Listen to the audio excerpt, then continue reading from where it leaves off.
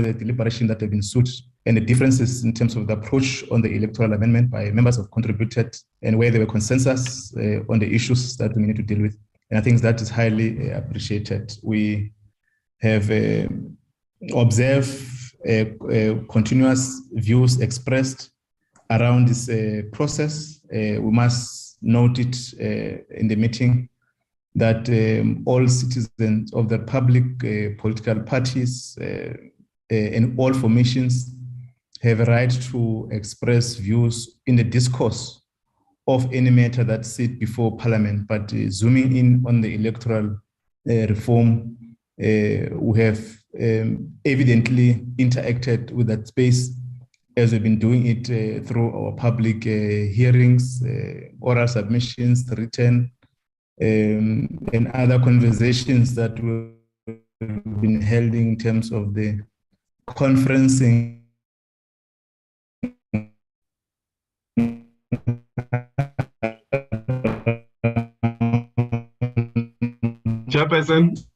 Chairperson, I'm sorry to disturb you. If maybe you can switch off the video, your network is not good this side. Can you hear me, Chairperson?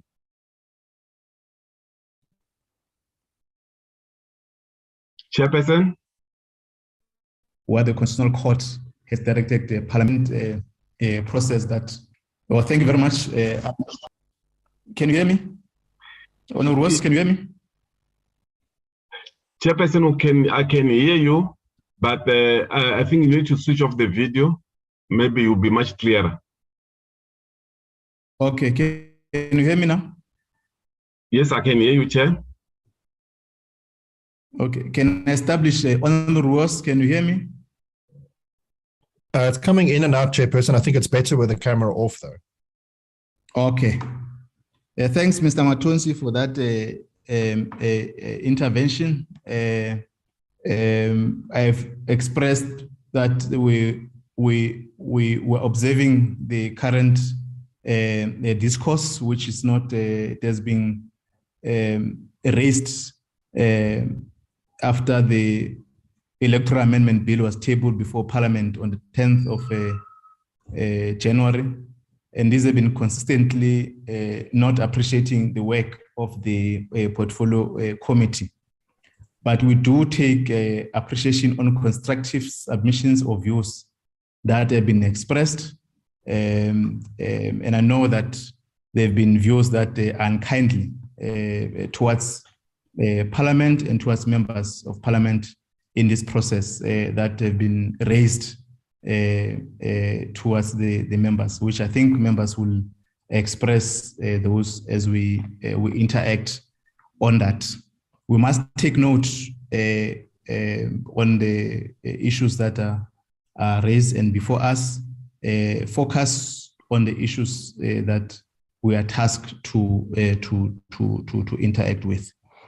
I'm going to invite Mr. Matonsi without waste of time to run apologies, introduce colleagues who are here, and then after invite the state law advisor. And it will be important, Mr. Matonsi, if you can share the agenda on the platform. Mr. Matonsi? Yes, Chairperson. The only apology that I have here is that of Ms. van der Merwe. She's in another meeting, but she might be joining us at any time, Chairperson. That's all from my side. You wanted the agenda. Yes, the agenda, Chairperson. We have got colleagues from the state law advisors, Ms. Sureya Williams, and then we have got Ms. Sarah Govenda from the state law advisors.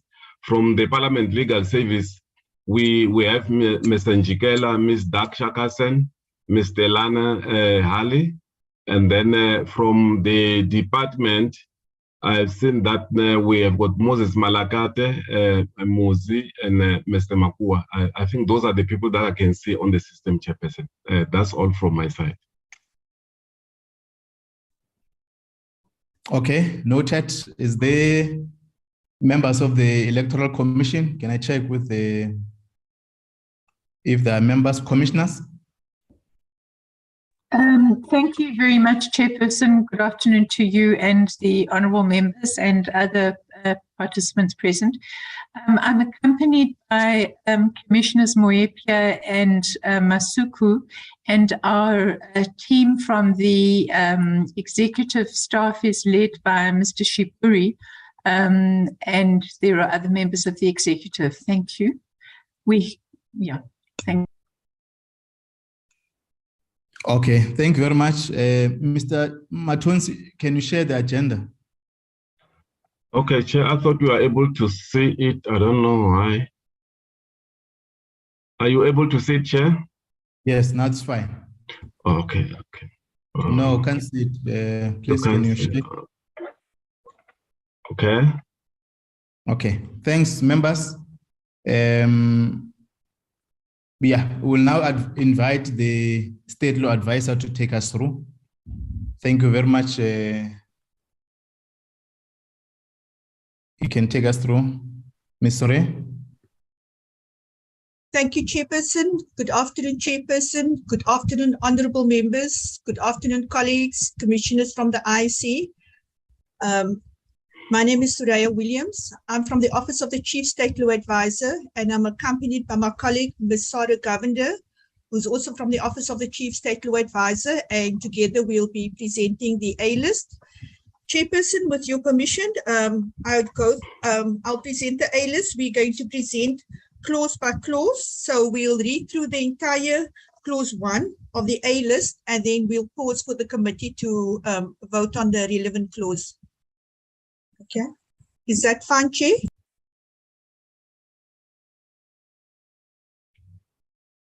Yeah, I think it's fine. The process that you read the clause 1 and call the committee to adopt in that sequence, so that we quickly run on the process of considering adoption of the A-list. I think that is a process that you must undertake. Thank you. Yeah. Thank you, Chair. We will be reading the proposed amendments to the Electoral Amendment Bill, Bill 1 of 2022. Okay. With regard to the first clause, on page 2, at the onset, I also wish to point out to members that the reference to the page and the line numbers is not the reference to the page and the line numbers in the B bill, but it's a reference to the page numbers and the line numbers in the bill as introduced. Okay, and the B bill will reflect these amendments in the B bill.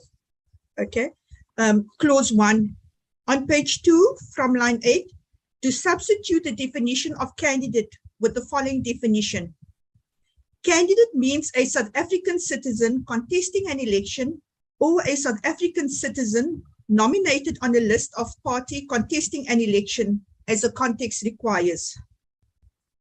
The second item on page 2 from line 17, to substitute the definition of independent candidate with the following definition. Independent candidate means a South African citizen contesting an election and who is not nominated on a list of a party. Third item on page 3 in line 4, to omit and.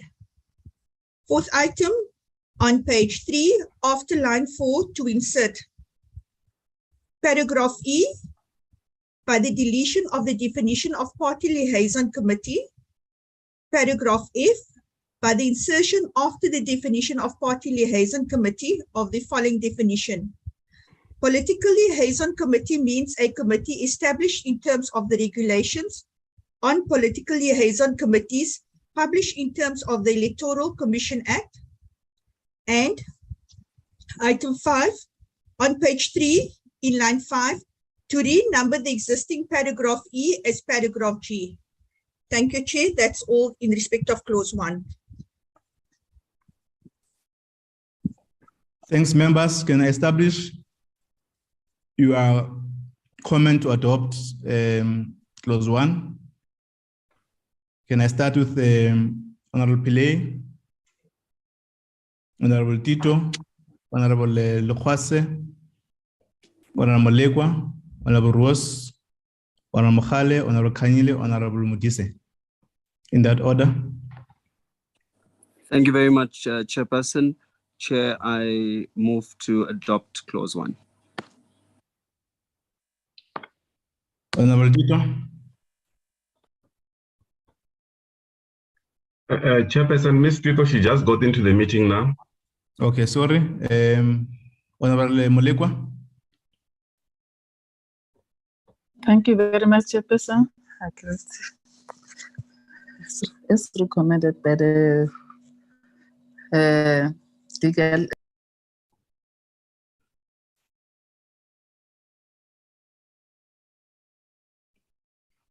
Honorable Ruas. Thank you, Chairperson. Support the changes to this clause. Honorable Mokhale.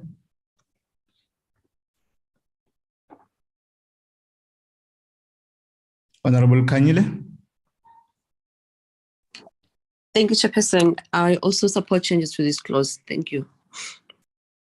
Honorable Tito. Thanks, Chair. I just entered right now. Are we on the political liaison committee? Yes, Honorable Tito, clause 1. Yes, Chair. Yes, Chair. I also support that one. Thank you. Thank you. Honorable Mudise. Thank you, Chair. I second the adoption of clause 1. Thank you. Honorable Khwase. She's not in the meeting, Chair. Honorable Ramolube. It's also not in the meeting. Okay. Thank you. The clause 1 is carried by the committee and adopted. You can proceed, Ms. Sere.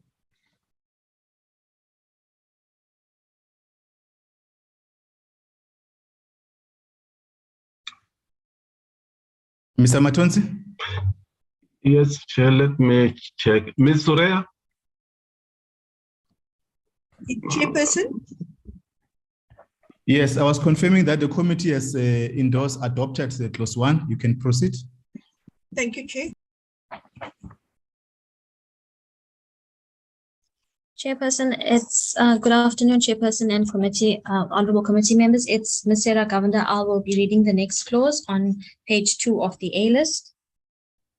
Point 1, on page 3, after line 9, to insert the following new clause after clause 1 and to renumber the existing clause 2 as clause 3 and subsequent clauses accordingly.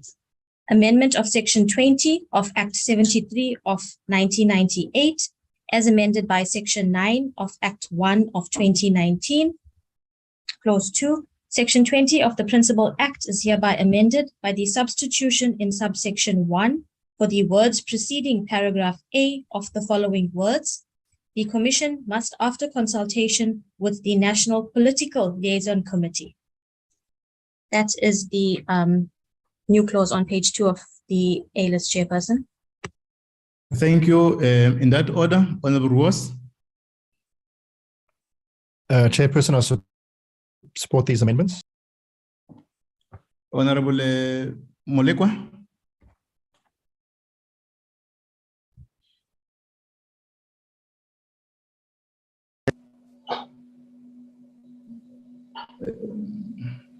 Okay, Honorable Molekwa. Accepted, Chairperson. Okay, Honorable Tito. Yes, Chair. I accept. Honorable Kanyile. Yes, Chairperson, I support the amendments. Thank you. Honorable Mudise, sir. I support the clause, Chair. Thank you. Thank you, Honorable Pile. Thank you very much, Chair. I support the clause. Okay, thanks very much. The clause as deliberated, carried and adopted by the committee. Can proceed. Thank you, Chairperson. The next amendment will be the amendment to clause 2 of the bill. It reads as follows. On page 3, from line 14 to line 17 to omit paragraph CA and to substitute with the following. The new paragraph CA will read as follows. CA declaration signed by the duly authorized representative of the party, confirming that each candidate appearing on the party's provincial list of candidates referred to in Schedule 1A is registered to vote within the province in which the election will take place. Thank you, Chair. Thank you, Honorable Pile. Honorable Thank you Tito. very much. Proceed, Honorable Pile. Thank you very much, Chairperson. Chair, I support the amendments and move for the adoption of it. Honorable Tito. Thanks, Chair. I support the amendment. Thanks. Honorable Mohale. Oh, sorry, Honorable is not in the meeting. Honorable Molekwa. Thank you, I'm in the meeting, Chair. Chairperson. Oh, sorry, Honorable Mohale, sorry. I thought, yeah, you can proceed, Honorable Molekwa, and then after that, Honorable Mohale. Honorable Molekwa. Thank you, Chairperson. I support Honorable Pillay. Honorable Mohale.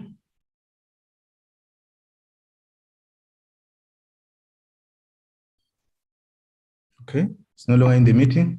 Chair, Honorable- he was complaining about the network. Sorry, Chair. Network. Okay, noted. Honorable Tito, noted. Honorable Kanyile. Thank you, Chair. I support.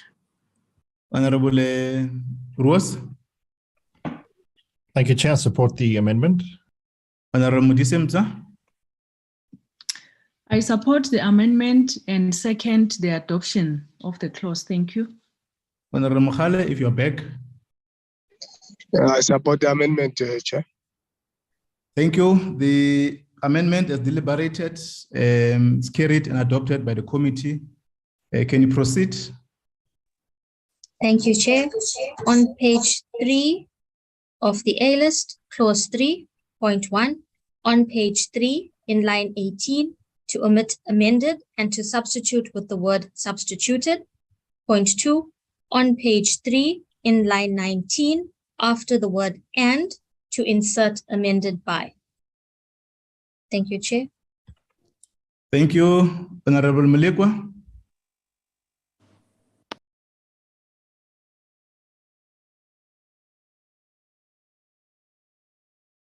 Honorable Mudisemza.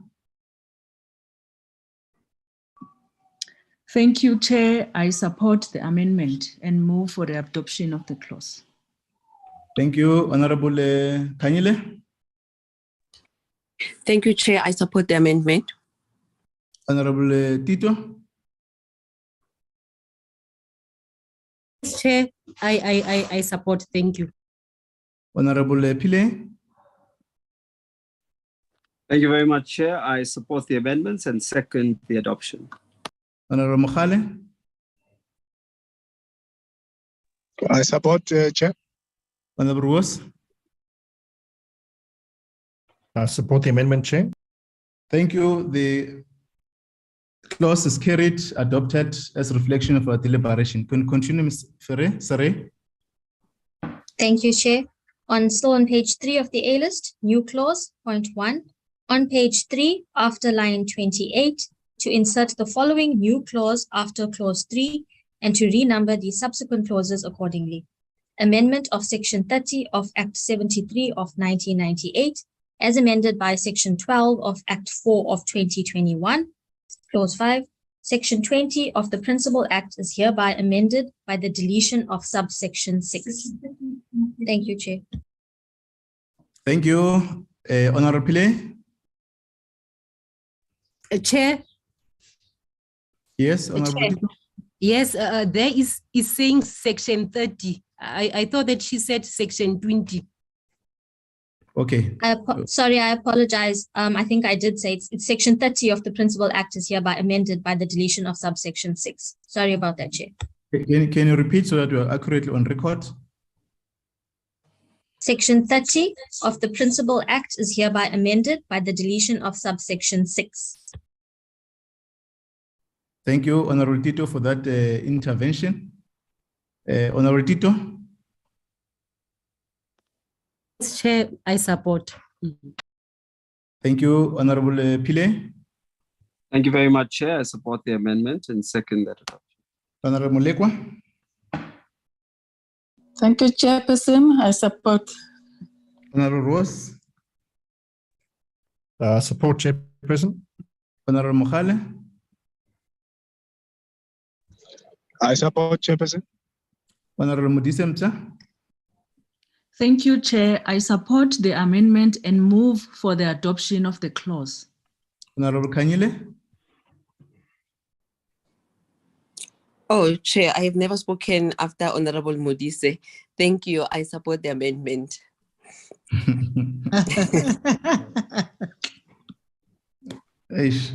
Distracting me, Honorable Kanyile. The clause as deliberated has been carried and adopted by the committee. Can you proceed?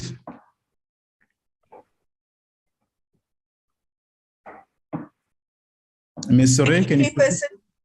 Thank you, Chairperson. The next clause would be an amendment to clause 4. It reads as follows. The first item on page 3, to omit lines 34 to 39 and to substitute with the following.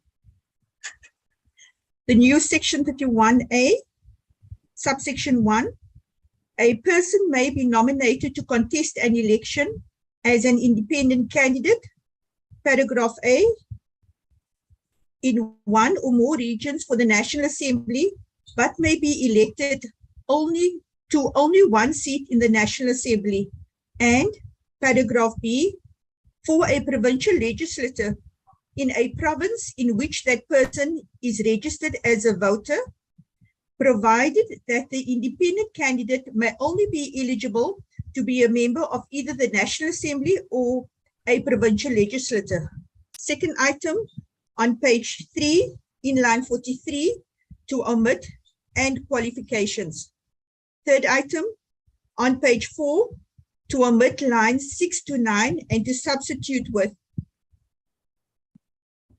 a completed prescribed form confirming that the independent candidate has submitted in the prescribed manner the names, identity numbers, and signatures of voters whose names appear on the segment of the voters' roll for that region or province in which the independent candidate is standing for election and who support his or her candidature, totaling at least 20% of the quota for a seat that was required for a seat in the previous comparable elections.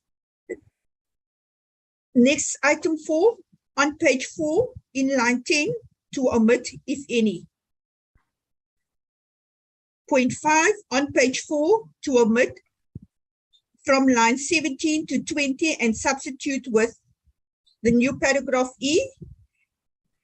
If contesting an election of a provincial legislature, a prescribed declaration signed by the candidate confirming that he or she is registered to vote within a province in which he or she intends contesting and item 6 on page 4 from lines 21 to 23 to omit paragraph F. Item 7 on page 4 in line 24 to renumber paragraph G as paragraph F. Item 8 on page 4 after line 34 to insert, this would be subsection 6, the amount to be deposited by an independent candidate contesting an election of a provincial legislature must be less than the amount for contesting an election of the National Assembly, and such deposits may also be different to the deposits paid by registered parties. On page 4, in line 37, to omit A and G. On page 4, in line 43, to omit A and G. Chairperson, section 6, it appears that section 6 should be deleted, Chairperson. If I can hand over maybe to the IC to speak to that.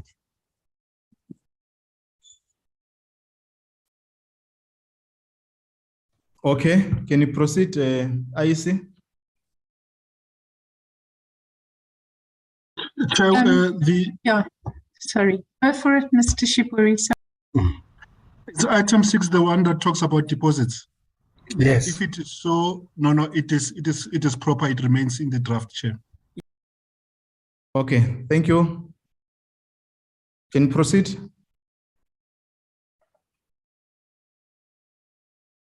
Ms. Suri? Chairperson, that would be the item on page 5 from line 52. Okay. On page 5 from line 52, it's subsection 6 in 31E. If I can get the IC to speak to that. IC? Commissioner Love? Thanks, Chair. Thanks, Chair. We're proposing that this clause should not be in the bill. It is so because in its consideration of comments in July, the committee took a resolution to remove section 36.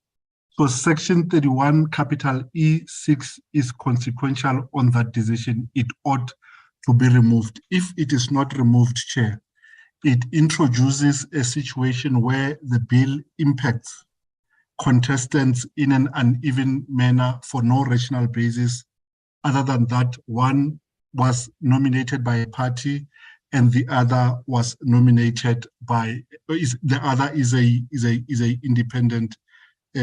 an independent candidate. It is also deleterious to proper preparations for an elections because in the scheme of the bill as it stands, there's a period for candidate nomination and a person who meets those requirements will stand as a candidate. There's a period for objections to those candidates, and if a person meets the requirement, they will stand as a candidate. If the clause remains, Chair, what it does, it prejudices persons who are nominated by independent, by political parties, because they do not have as many opportunities to correct their defective candidate nomination as it does for independent candidates. And if it remains in the bill, Chair, it creates uncertainty on when candidate nomination closes. It creates certain uncertainty around the timelines that are included in the election timetable. So we are asking, Chair, that we, consistent with the decision of the committee on the 22nd of July, that we remove this clause so that there is parity in the manner that the bill impacts on candidates. It also procures a more harmonized reading of the bill than it is currently the case. The proposal, Chair, has the support both of parliamentary legal as well as of the state law advisor. What we need is a process that clearly authorizes its deletion, consistent with the decision that the committee did to delete item at section 36 in the original bill, in the original act, Chair. Thank you. Yes, thanks very much. That was our deliberations in the committee. We just brought the IEC just to do a refresh so that we're able to proceed on the adoption to delete as outlined by the state law advisor. In that order, are you done? Chair. Yes. Thank you, Chair. Chair, taking into account the IC's proposal, can I just read how the proposed amendment would read? Yes, please. That would be item number 11 on page 5, from line 52 to line 55 to omit subsection 6. So that would be added after item 10, Chairperson, to give effect to the IC's discussion. Yes. In that order, are you done, Ms. Tore? Yes, Chairperson. Thank you. Okay. Members, can you consider the... I'll start with Honorable Pile, Honorable Tito, Honorable Mulekwa, Honorable Rose, Honorable Kanyile, Honorable Mkhale, Honorable Mudisemta, and Honorable Kanyile. In that order? Thank you very much, Chairperson. Chair, in light of the explanation given, and I do recall that item, I want to accept those changes and move for the adoption. Thank you. Thank you, Honorable Mulekwa. Thank you very much, Chairperson. I concur with Honorable Brandon. Thank you. Honorable Tito. Thanks, Chair. Chair, can we go up on that part of the 20%?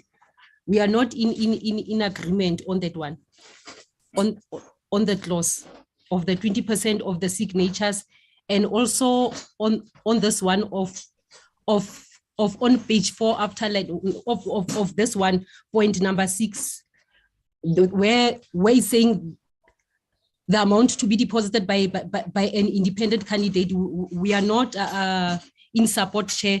We still remain with what we said before, that all independent candidates must pay the same amount as political parties. Noted. I recollect that. Yes, on this one, a completely prescribed form confirming that the independent candidate has submitted this one of the 20%. We are not in support of it, Chair. We say that at least 30%. So as the EFF, we are not in support of this one, of this clause. Okay, carried. Honorable Kanyile.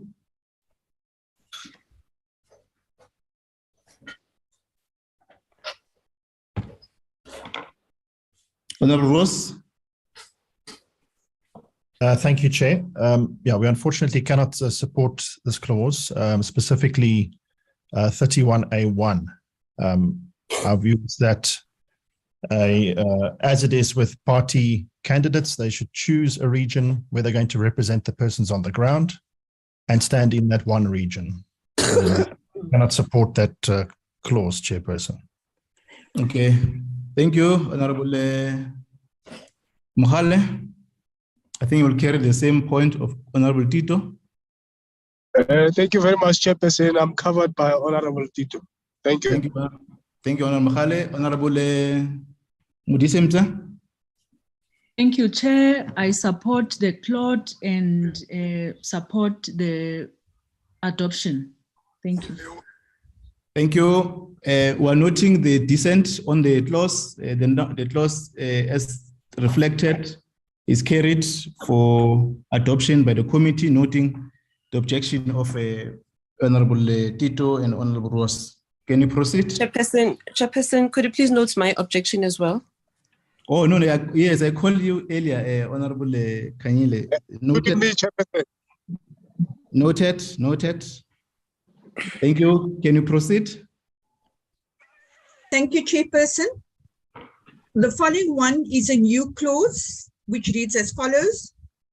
On page 6, after line 12, to insert the following new clause after clause 4, and to renumber the existing clause 5 and subsequent clauses accordingly. Amendment of section 39 of Act 73 of 1998 as substituted by section 12 of Act 34 of 2003.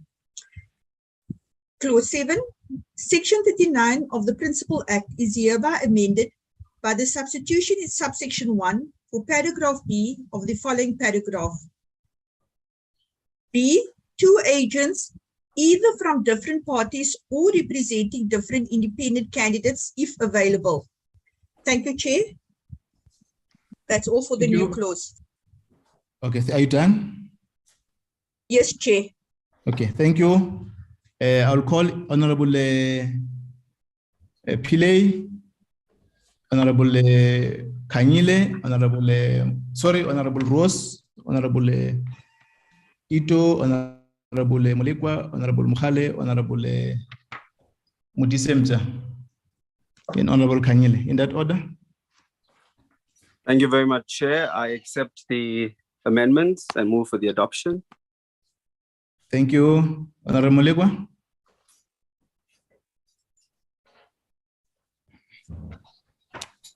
Honorable Rose. Chairperson, support. Okay. Okay, thank you, Chairperson.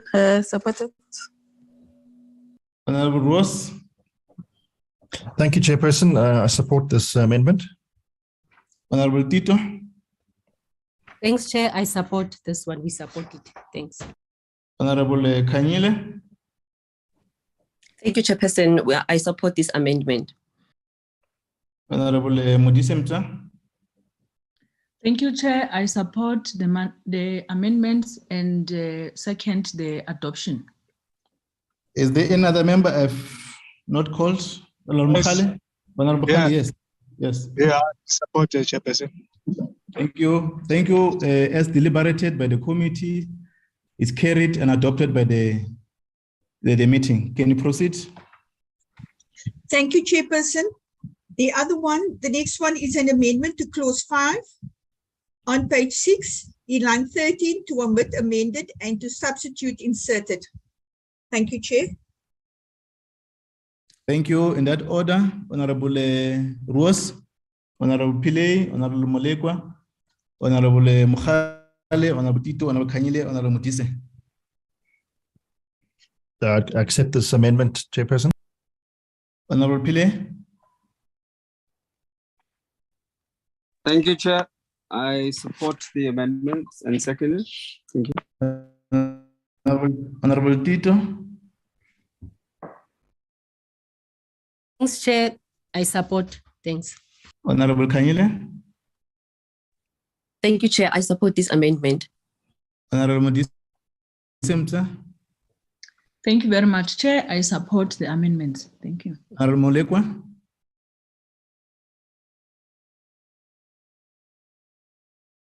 Honorable Mukhale. Thank you, Chair. I support.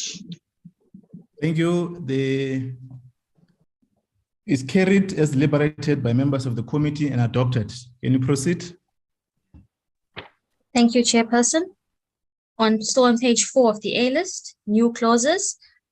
On page 6, after line 21, to insert the following new clauses after clause 5, and to renumber the existing clause 6 and subsequent clauses accordingly. Substitution of section 58 of Act 73 of 1998, as amended by section 10 of Act 18 of 2013, clause 9. The following section is hereby substituted for section 58 of the Principal Act. Appointment of agents. Every registered party or independent candidate contesting an election may appoint such number of agents as may be prescribed. Paragraph A, for each voting station, and B, for each venue where the proceedings provided for in Part 3 or 5 of Chapter 4 take place. 2, an agent, A, must be a South African citizen, and B, may not be a candidate in an election. 3, the appointment and revocation of appointment of a person as an agent must be effected in the prescribed manner. Amendment of Section 59 of Act 73 of 1998, as amended by Section 16 of Act 34 of 2003. Clause 10. Section 59 of the Principal Act is hereby amended by the substitution in subsection 3A for subparagraph 2 of the following subparagraph. The registered party or independent candidate represented by that agent and.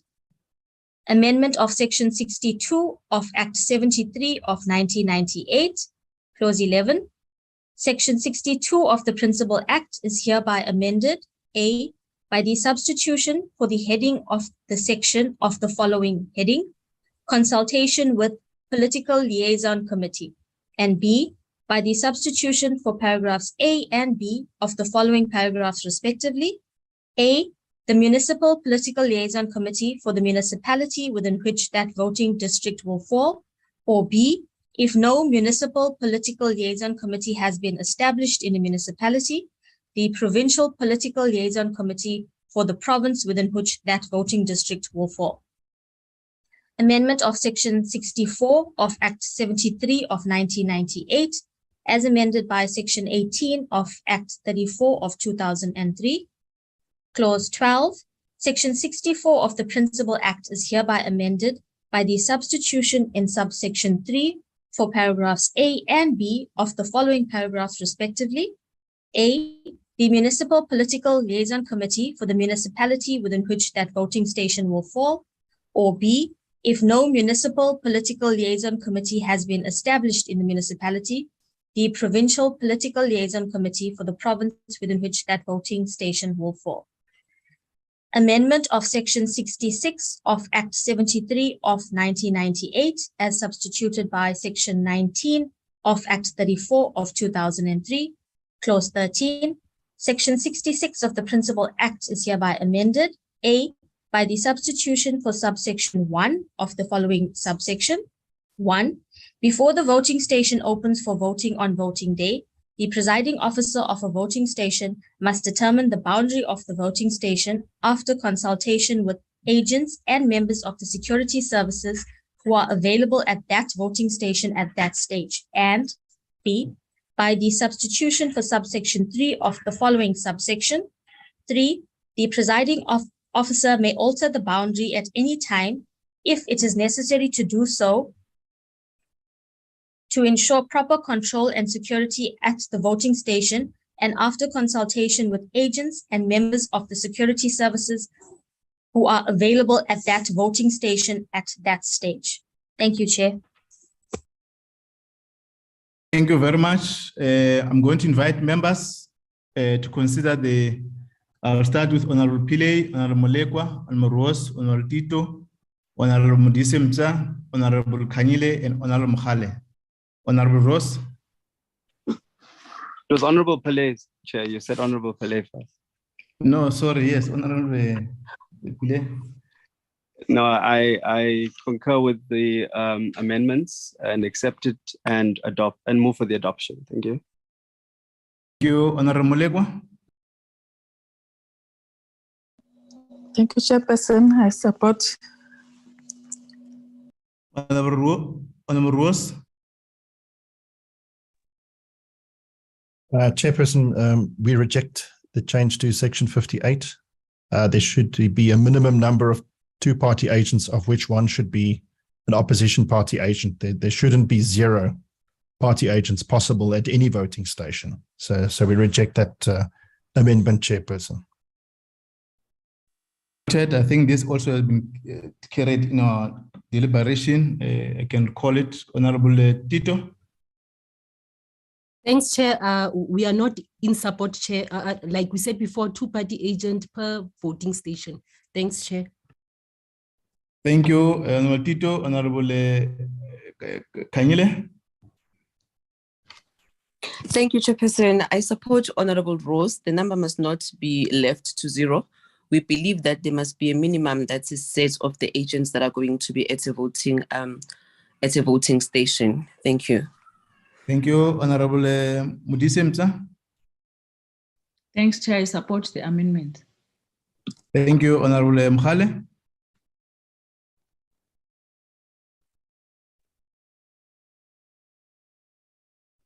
Okay, the amendment carried, noting the objection of members on the amendment. It's carried and adopted by the committee. You can proceed. Thank you, Chairperson. The next one is a new clause on page 6 after line 27 to insert the following new clause after clause 6 and to renumber the existing clause 7 and subsequent clauses accordingly. Amendment of Section 96 of Act 73 of 1998.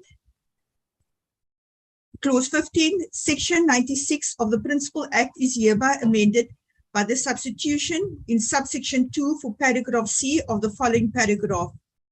C, the forfeiture of any deposit paid by that person or party in terms of Section 27, subsection 2, paragraph E, or paid by an independent candidate in terms of Section 31B(3)(b). Thank you, Chair. That's the end of that clause. Thank you very much, members. I'm inviting you, Honorable Pillay, Honorable Rose, Honorable Tito, Honorable Molekwa, Honorable Kanyile, Honorable Mkhale, and Honorable Mudisimta. In that order, Honorable Pile. Chair, I accept the amendments and move for the adoption. Support the amendment. Honorable Rose. Chair, I support the amendment. Honorable Tito. Thanks, Chair. We support. Thanks, Chair. Honorable Molekwa. Thanks, Chair. In support. Honorable Kanyile. Thank you, Chair. I support the amendment. Honorable Mkhale.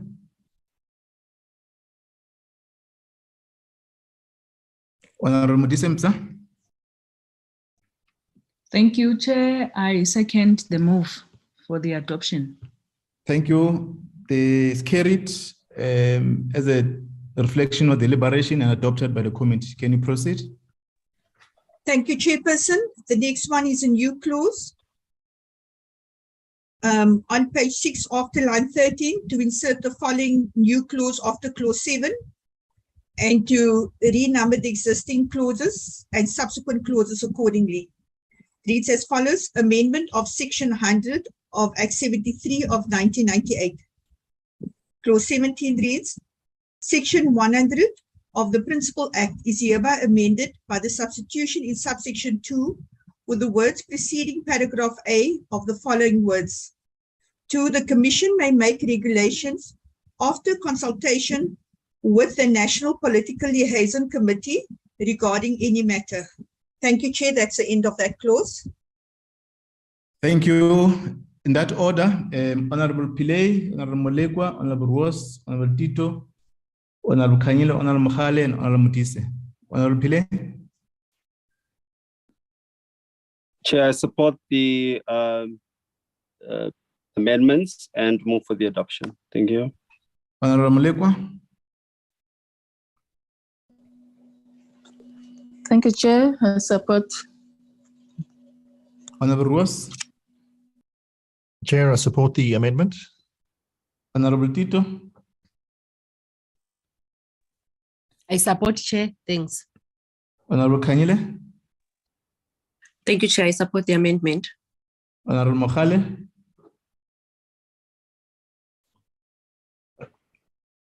Honorable Mudisemza. Chair, I support the amendment and second the adoption. Thank you. As deliberated, carried, adopted by the committee. You can proceed. Thank you, Chairperson. The next one is clause 10. First item on page 7 in line 1, after schedule 1, to omit of and to substitute to. Item 2 on page 7 in line 17, to omit C and to substitute C capital A. On page 7 in line 22, to omit A and G. On page 7 in line 26, to omit C and to substitute C capital A. On page 7 in line 27, to omit A and G. Thank you, Chair. That's the end of that clause. Thank you. In that order, Honorable Pillay, Honorable Molekwa, Honorable Rose, Honorable Tito, Honorable Kanyile, Honorable Mkhale, Honorable Mutise. Honorable Pillay. Chair, I support the amendments and move for the adoption. Honorable Molekwa. Thank you, Chairperson. I support it. Honorable Rose. Chair, I support the amendments. Honorable Tito. Thanks, Chair. I support. Thanks. Honorable Kanyile. I support the amendment, Chairperson. Thank you. Honorable Mkhale.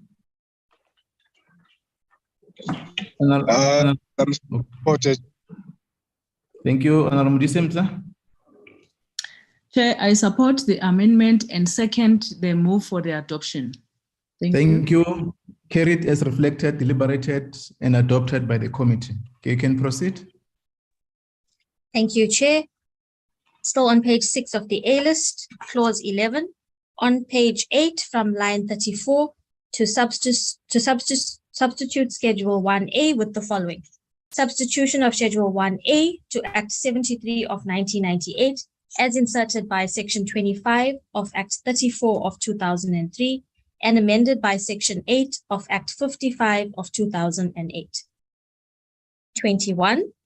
Schedule 1A to the Principal Act is hereby substituted for the following schedule. Schedule 1A, System of Representation in the National Assembly and Provincial Legislatures, Section 57A. National Assembly. The seats in the National Assembly are as determined in terms of Section 46 of the Constitution and Item 1 of Schedule 3 and are allocated as follows. A. Half the seats are filled by independent candidates and candidates from lists of candidates of parties contesting the 9 regions, and these shall be referred to as regional seats. And B. Half the seats are filled by candidates from lists of candidates of parties, and these shall be referred to as compensatory seats. Item 2. The Commission must prepare a list of independent candidates contesting an election of the National Assembly in each region in accordance with this Act. Item 3. 1. Registered parties contesting an election of the National Assembly must nominate candidates on a list of candidates prepared in accordance with this Act. 2.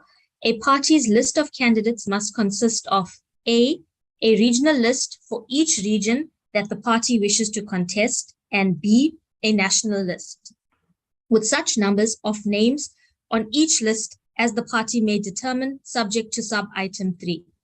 3. The list of candidates submitted by a party must together not contain more names than the number of seats in the National Assembly, and each such list must denote the fixed order of preference of the names as the party may determine. 4. A candidate, A, may be nominated on a party's regional list for one region and the national list of a party, but the same candidate's name may not appear on more than one regional list for that party. Or B, may be nominated as an independent candidate in more than one region. Regional seats, item 4. The Commission must determine a fixed number of seats reserved for each region for every election of the National Assembly, taking into account available scientifically based data in respect of voters and representations by interested parties. Item 5. The seats referred to in item 1A must be allocated to the parties and independent candidates contesting an election as follows. A quota of votes per seat must be determined in respect of each region by dividing the total number of valid votes cast in a region by the number of seats plus 1 reserved for such region under item 4. B, the result plus 1, disregarding fractions, is the quota of votes per seat in respect of a particular region. C, the number of seats to be awarded for the purposes of paragraph E in respect of such region to a party or independent candidate must, subject to paragraph D, be determined by dividing the total number of votes cast in favor of such party or independent candidate in a region by the quota of votes per seat indicated by paragraph B for that region. D, where the result of the calculation referred to in paragraph C yields seats not absorbed by the number awarded to parties or independent candidates, the surplus of votes accruing to any party, parties, or independent candidates in respect of the relevant region competes for the remaining seats in sequence of the highest surplus of votes. E, the aggregate of a party's or independent candidate's awards in terms of paragraph C and D in respect of a particular region indicates that party's or that independent candidate's provisional allocation of the seats reserved under item 4 for that region. F, when independent candidate's award in terms of paragraph E exceeds 1 seat, the candidate is awarded 1 seat at his or her provisional allocation. The excess seats must be dealt with in terms of item 7.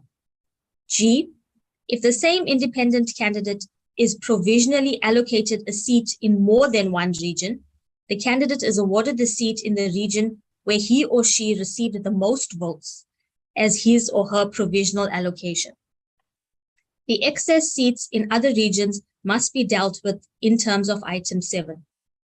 H, the aggregate of a party's provisional allocations for the various regions in terms of paragraph E indicates its provisional allocation of the seats referred to in item 4.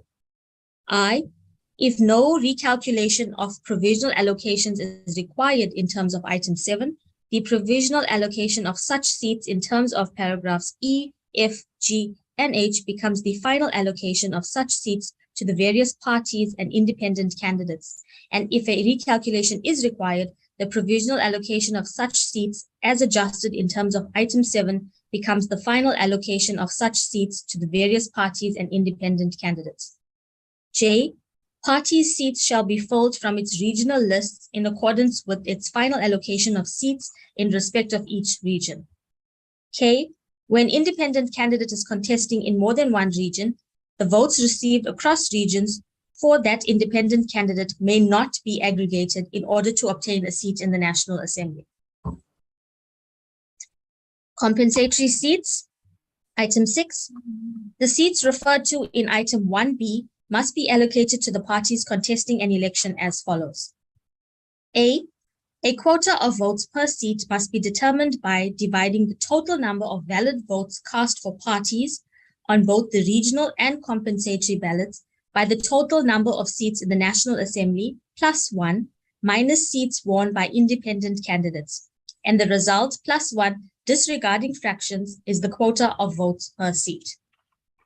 B, the number of seats to be awarded to a party for the purposes of paragraph D must, subject to paragraph C, be determined by dividing the total number of votes cast on both the regional and compensatory ballots in favor of such party by the quota of votes per seat determined in terms of paragraph A. C, where the result of the calculation referred to in paragraph B yields seats not absorbed by the number awarded to parties, the surplus of votes accruing to any party or parties competes for the remaining seats in sequence of the highest surplus of votes up to a maximum of 5 seats so awarded, provided that the subsequent award of seats still remaining must be made in sequence of the party or parties with the highest average number of votes per seat already awarded in terms of paragraph B and this paragraph. D, the aggregate of a party's awards in terms of paragraphs B and C must be reduced by the number of seats provisionally allocated to it in terms of item 5H, and the result indicates that party's provisional allocation of the seats referred to in item 1B. E, if no recalculation of provisional allocations is required in terms of item 7 in respect of the seats referred to in paragraph D, the provisional allocation of such seats in terms of paragraph D becomes the final allocation of such seats to the various parties. And if such a recalculation is required, the provisional allocation of such seats as adjusted in terms of item 7 becomes the final allocation of seats to the various parties. If, in terms of paragraph E, the seats finally allocated to a party must be filled from its national list. Insufficient names on party lists and independent candidates provisionally allocated more than one seat. Item 7, 1. If a party has submitted a national or a regional list containing fewer names than the number of its provisional allocation of seats, which would have been filled from such list in terms of item 5 or item 6, had such provisional allocation been the final allocation, it forfeits a number of seats equal to the deficit. 2A, if following the provisional allocation in item 5, an independent candidate stands to be allocated more than one seat in a region, he or she is only allocated one seat and forfeits any additional seats. B, if following the provisional allocation in item 5, an independent candidate stands to be allocated a seat in more than one region, he or she is only allocated a seat in the region where he or she received the most number of votes and shall forfeit any additional seats. 3, in the event of any forfeiture of seats in terms of sub-item 1 and sub-item 2, affecting the provisional allocation of seats in respect of any particular region in terms of item 5E, such allocation must be recalculated as follows. A, the party or independent candidate forfeiting seats must be disregarded in such recalculation, and its provisional allocation of seats in terms of item 5E for the region in question minus the number of seats forfeited by it becomes its final allocation in respect of the seats reserved for such region in terms of item 4. Independent candidates already allocated a seat must further be disregarded in such recalculation. B. An amended quota of votes per seat must be determined in respect of such region by dividing the total number of votes cast in the region minus the number of votes cast in such region in favor of the party or independent candidate referred to in paragraph A, minus the votes cast in such region in favor of independent candidates already allocated 1 seat by the number of seats plus 1 reserved for such region under item 4, minus the number of seats finally allocated to the said party or independent candidate in terms of paragraph A, minus the seats held by independent candidates in terms of item 5E. C. The results plus 1, disregarding fractions, is the amended quota of votes per seat in respect of such region for purposes of the said recalculation. D. The number of seats to be awarded for the purposes of paragraph F in respect of such region to a party or independent candidate participating in the recalculation must, subject to paragraph E, be determined by dividing the total number of votes cast in favor of such party or independent candidate in such region by the amended quota of votes per seat indicated by paragraph C for such region.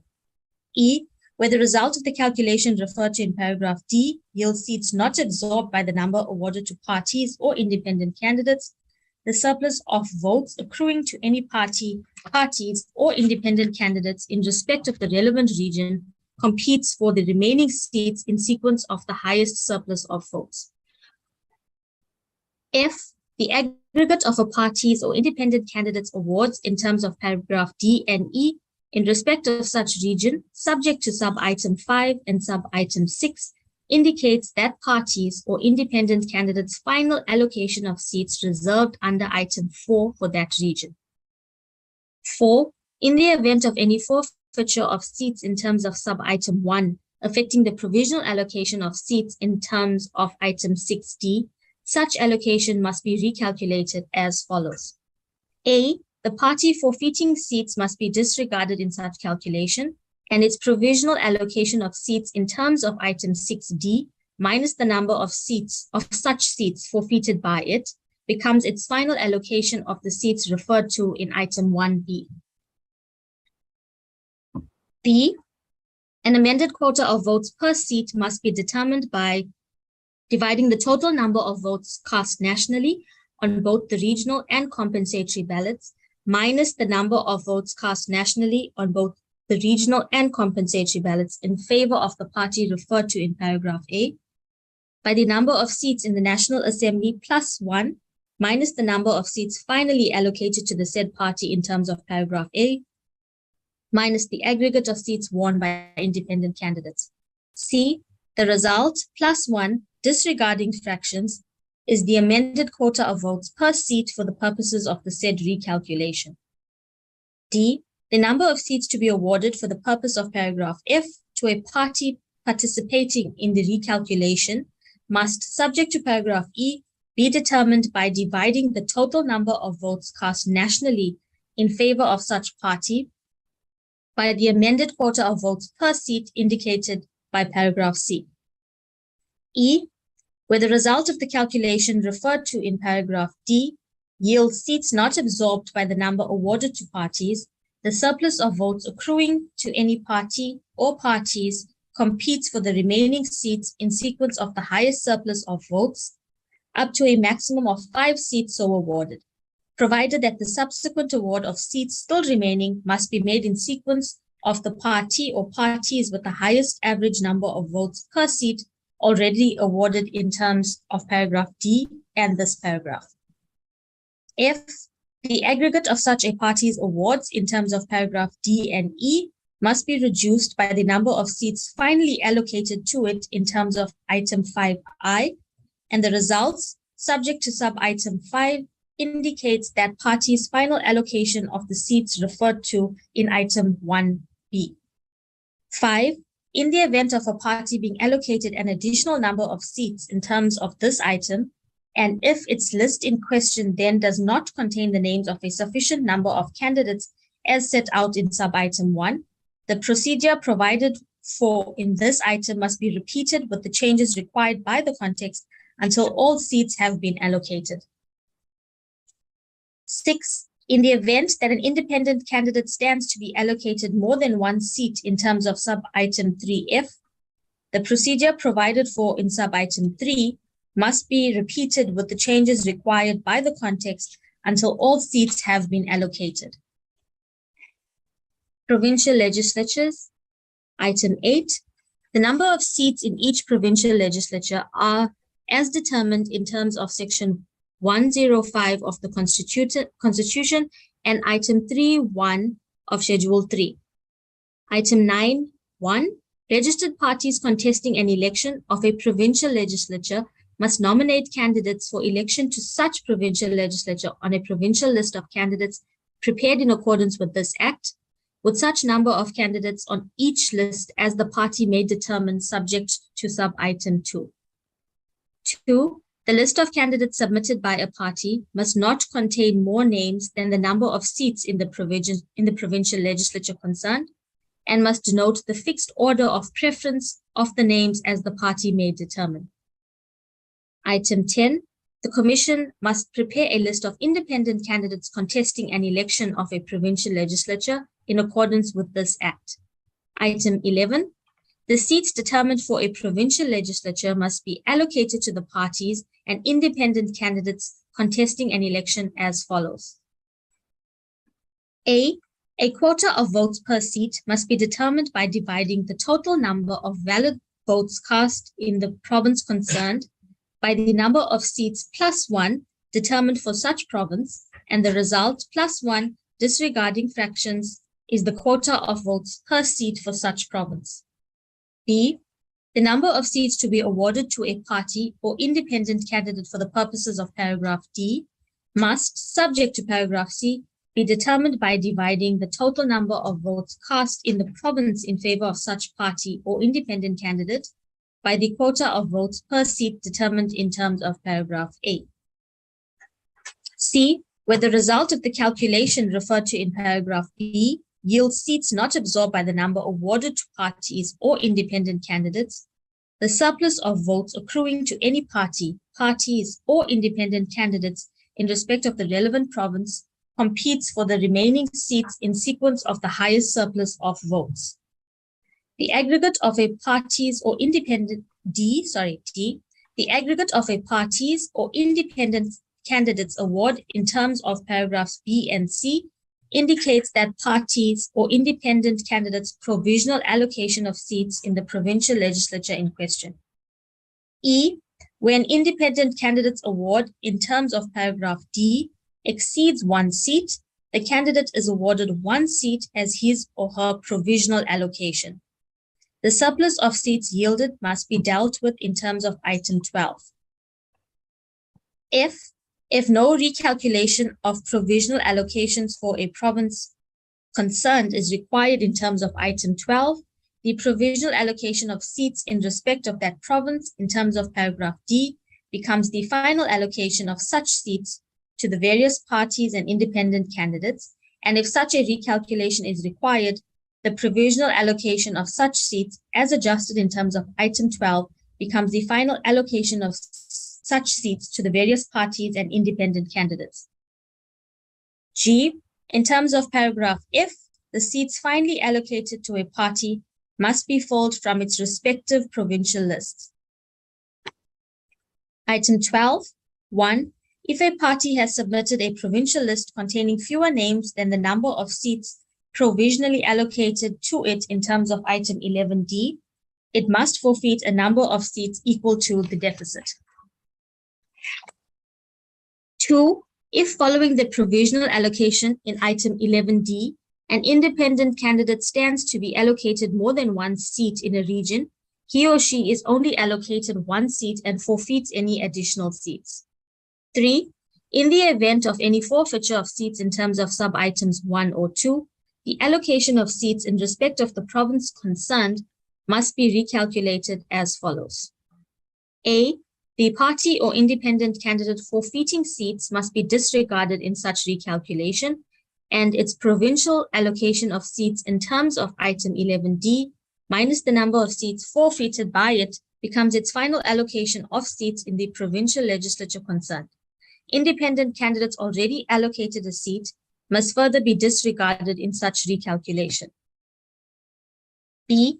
An amended quota of votes per seat must be determined in respect of such province by dividing the total number of votes cast in the province minus the number of votes cast in the province in favor of the party or independent candidate referred to in paragraph A, minus the votes cast in such province in favor of independent candidates already allocated one seat by the number of seats plus one determined in terms of item 8 in respect of the province concerned, minus the number of seats finally allocated to the said party in terms of paragraph A, minus the seats held by independent candidates in terms of item 11D. C. The result plus one, disregarding fractions, is the amended quota of votes per seat in respect of such province for purposes of the said recalculation. D. The number of seats to be awarded for the purposes of paragraph F in respect of such province to a party or independent candidate participating in the recalculation must, subject to paragraph E, be determined by dividing the total number of votes cast in favor of such party or independent candidate in such province by the amended quota of votes per seat indicated by paragraph C for such province. E, where the result of the calculation referred to in paragraph D yields seats not absorbed by the number awarded to parties or independent candidates, the surplus of votes accruing to any party, parties, or independent candidates in respect of the relevant province competes for the remaining seats in sequence of the highest surplus of votes. F, the aggregate of such a party's or independent candidates' awards in terms of paragraph D and E in respect of such province, subject to sub-items 4 and 5, indicates that parties or independent candidates' final allocation of the seats determined under item 8 in respect of that province. 4. In the event of a party being allocated an additional number of seats in terms of sub-item 3F, and if its list in question then does not contain the names of a sufficient number of candidates as set out in sub-item 1, the process provided for in this item must be repeated with the changes required by the context until all seats have been allocated. 5. In the event that an independent candidate stands to be allocated more than one seat in terms of sub-item 3F, the procedure provided for in sub-item 3 must be repeated with the changes required by the context until all seats have been allocated. Ballot papers, item 13. 1. The Commission must produce separate ballot papers for each regional election of members to the National Assembly, the compensatory seats of members to the National Assembly and of members to each provincial legislature. 2. The ballot paper to be used in each region for the election of members of the National Assembly shall include only parties and independent candidates standing in that region for election to the National Assembly. 3. The ballot for a provincial legislature shall include the names of parties and independent candidates standing for elections in that province. Designation of representatives of parties, item 14. 1. After the counting of votes has been concluded, the number of representatives of each party has been determined and the election result has been declared in terms of section 1901C of the Constitution. The Commission must, within 2 days after such declaration, designate from each list of candidates the representatives of each party in the National Assembly and the provincial legislature. 2. Following the designation in terms of sub-item 1, if a candidate's name appears on more than one list for the National Assembly or on lists for both the National Assembly and a provincial legislature, if an election of the National Assembly and a provincial legislature is held at the same time, and such candidate is due for designation as a representative in more than one case, the party which submitted such list must, within 2 days after the said declaration, indicate to the Commission from which list such candidate will be designated or in which legislature the candidate will serve, as the case may be, in which event the candidate's name must be deleted from the other lists. 3, if a party fails to indicate to the Commission from which list a candidate will be designated or in which legislature a candidate will serve, such candidate's name must be deleted from all the lists. 4, the Commission must forthwith publish the list of names of representatives in the National Assembly or provincial legislatures. Supplementation of lists of candidates of parties. Item 15. A party may not supplement a list of candidates for any legislature prior to the designation of representatives in terms of item 14. Item 16. After the designation of representatives in terms of item 14 has been concluded, parties may supplement their lists of candidates by the addition of an equal number of names at the end of the applicable list if A representative is elected as the president or to any other executive office as a result of which he or she resigns as a representative of a legislature. B, a representative is appointed as a permanent delegate to the National Council of Provinces. C, a name is deleted from a list in terms of items 14, 2, or 3. Or D, a vacancy has occurred and the appropriate list of candidates of the party concerned is depleted. Item 17, a party may supplement a list of candidates referred to in item 14.1 on one occasion only at any time during the first 12 months following the date on which the designation of representatives in terms of item 14 has been concluded in order to fill casual vacancies, provided that any such supplementation must be made at the end of the list. Item 18, the number of names on lists of candidates as supplemented in terms of item 16 may not exceed the difference between the number of seats in the National Assembly or a provincial legislature, as the case may be, and the number of representatives of a party in any such legislature. Review of lists of candidates by party. Item 19, a party may review its undepleted lists as supplemented in terms of items 16, 17, and 18 within 7 days after the expiry of the period referred to in item 17, and annually thereafter, until the date on which a party has to submit lists of candidates for an ensuing election in the following manner. A, all vacancies may be supplemented. B, no more than 25% of candidates may be replaced.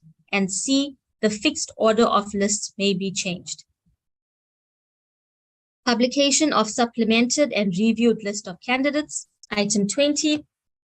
The Secretary to Parliament and the Secretaries of the provincial legislatures must publish lists of candidates supplemented in terms of items 16 and 17 or reviewed in terms of item 19 within 10 days after the receipt of such lists from the parties concerned. Designation of seats of independent candidates. Item 21. 1.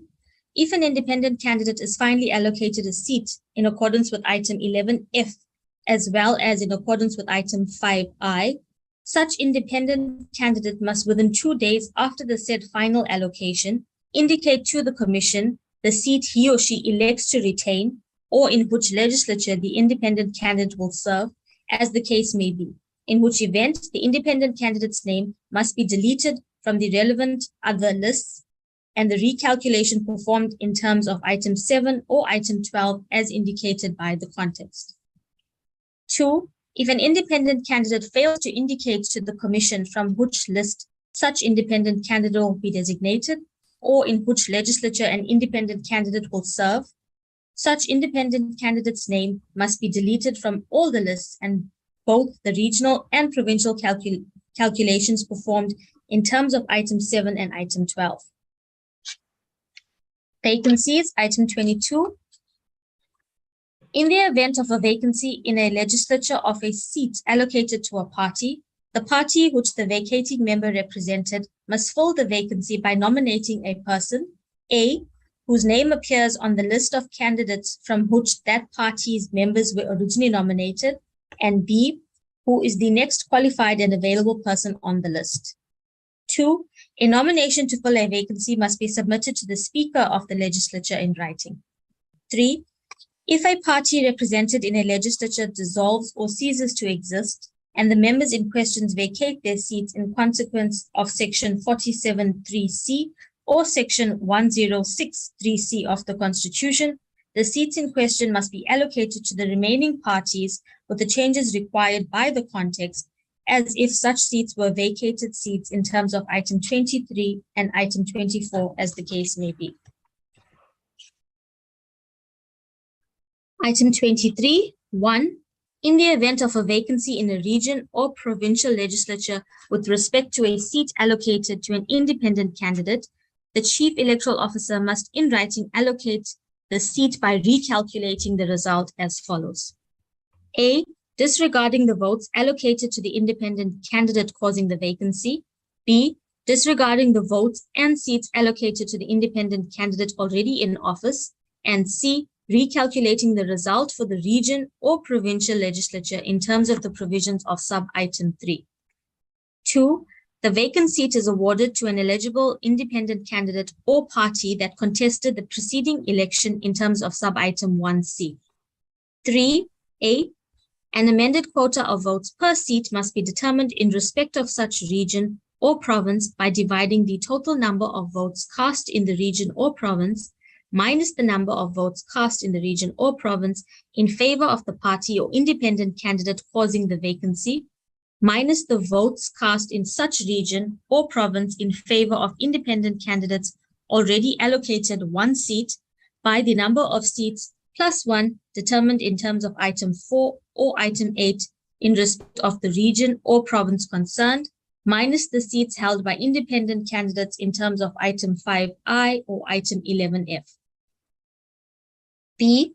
The result plus 1 disregarding fractions is the amended quota of votes per seat in respect of such region or province for purposes of the said recalculation. C. The number of seats to be awarded for the purposes of paragraph E in respect of such region or province to a party or independent candidate participating in the recalculation must, subject to paragraph D, be determined by dividing the total number of votes cast in favor of such party or independent candidate in such region or province by the amended quota of votes per seat indicated by paragraph B for such region or province. D. Where the result of the calculation referred to in paragraph C yields seats not absorbed by the number awarded to parties or independent candidates, the surplus of votes accruing to any party, parties, or independent candidates participating in the recalculation competes for the remaining seats in sequence of the highest surplus of votes. E. The aggregate of such a party's awards in terms of paragraph C and D in respect of such region or province, subject to paragraphs F and G, indicates that parties or independent candidates' final allocation of the seats determined under item 4 or item 8 in respect of that region or province.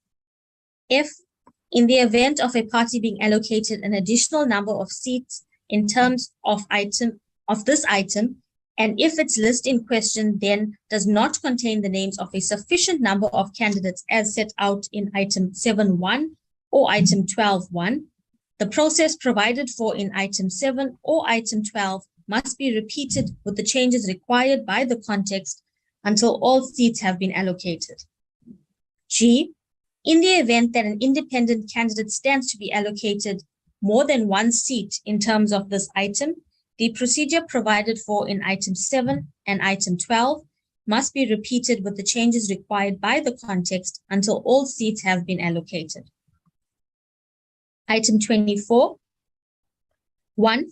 Should any party or independent candidate stand to lose a seat during the recalculation contemplated in item 23, the party or independent candidate will retain the seat.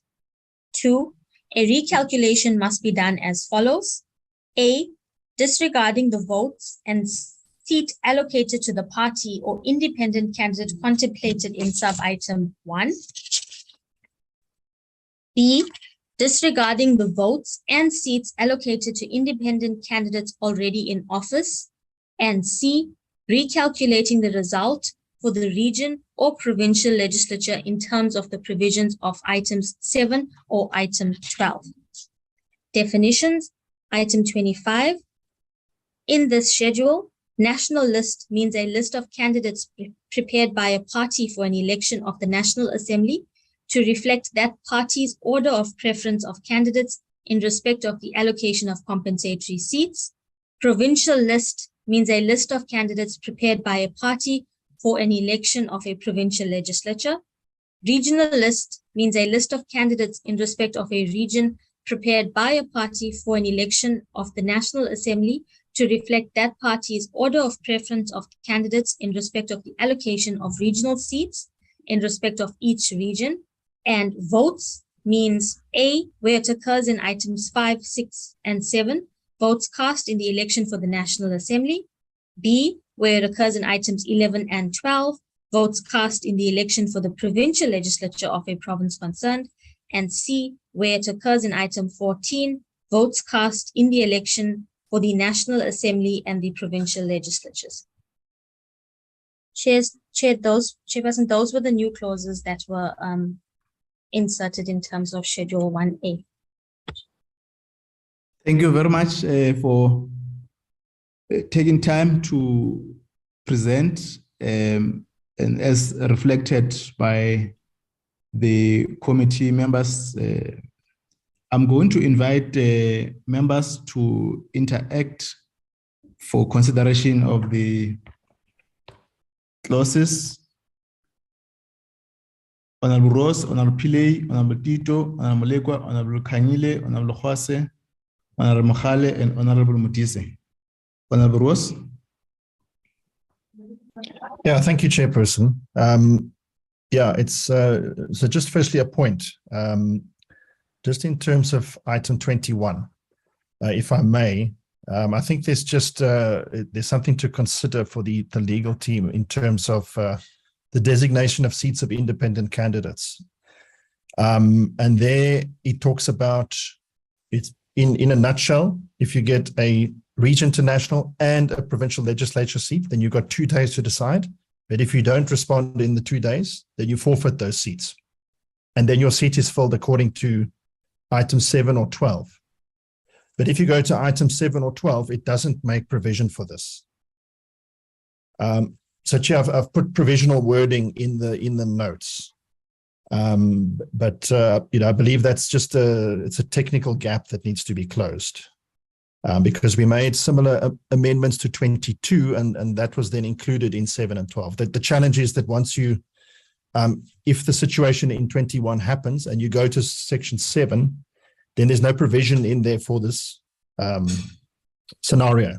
And then to my understanding, you can't then carry out item 7 or an item 12 process.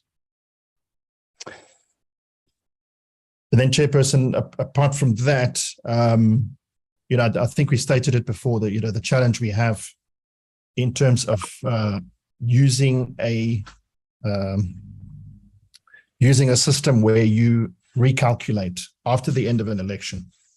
And so we're against this amendment for that reason, Chairperson. We've given the input that after an election, the result should be closed, and the when a vacancy is created, that the seat should be filled by the next party or candidate that would have received that seat. And so we unfortunately cannot accept the amendments, Chairperson. Thank you. Okay, noted. I think this has been carried even during our deliberations by Honorable Ross. Note that Sure on the issues that is raised in his preamble, noting that they are not supporting this clause. Honorable Pillay.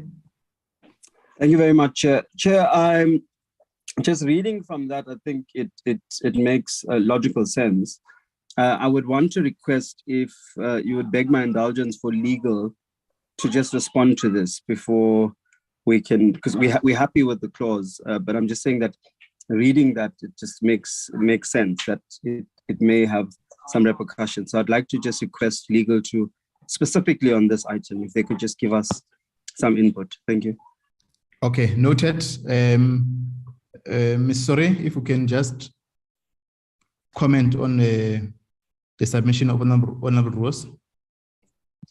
Thank you, Chairperson. Chairperson, I would like to defer this to the IC. They've drafted these provisions and they have the technical expertise in order to respond to this adequately. Thanks, Chair.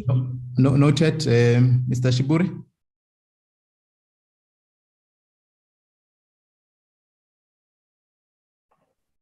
Mr. Shiburi? Deputy Commissioner Love? Chair, my apologies, I'm back with you. Chair, we note the comment by Honorable Rose. We propose the following, that in item 21, after 12, just qualify to make sure that it makes a neat link with clause with items 7 and 12. We propose the following. The regional and provincial calculation performed in terms of item 7 and item 12 as though the seat was forfeited. Can you come back again? Okay. We are far from you seem to be far from the mic, unless it's my. Oh yeah, proceed.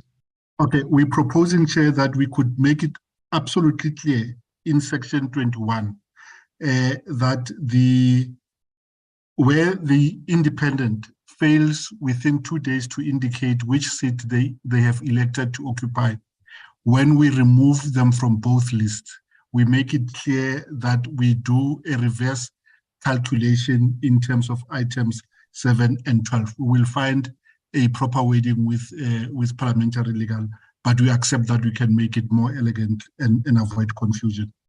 Okay.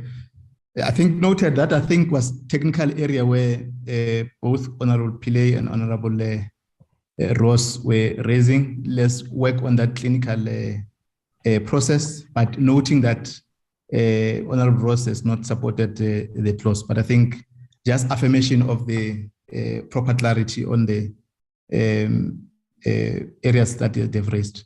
Honorable Pillay? Yeah, in light of that, I accept the amendments and move for the adoption. Thank you. Noted. Honorable Tito?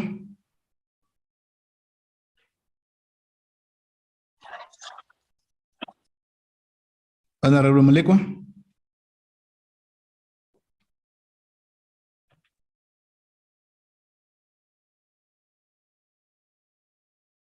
Honorable Kanyile, I'm sure you'll carry the same points with Honorable Ross. Honorable Kanyile?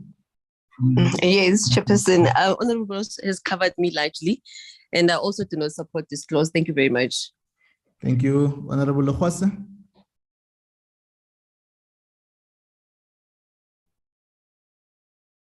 Honorable Mohale?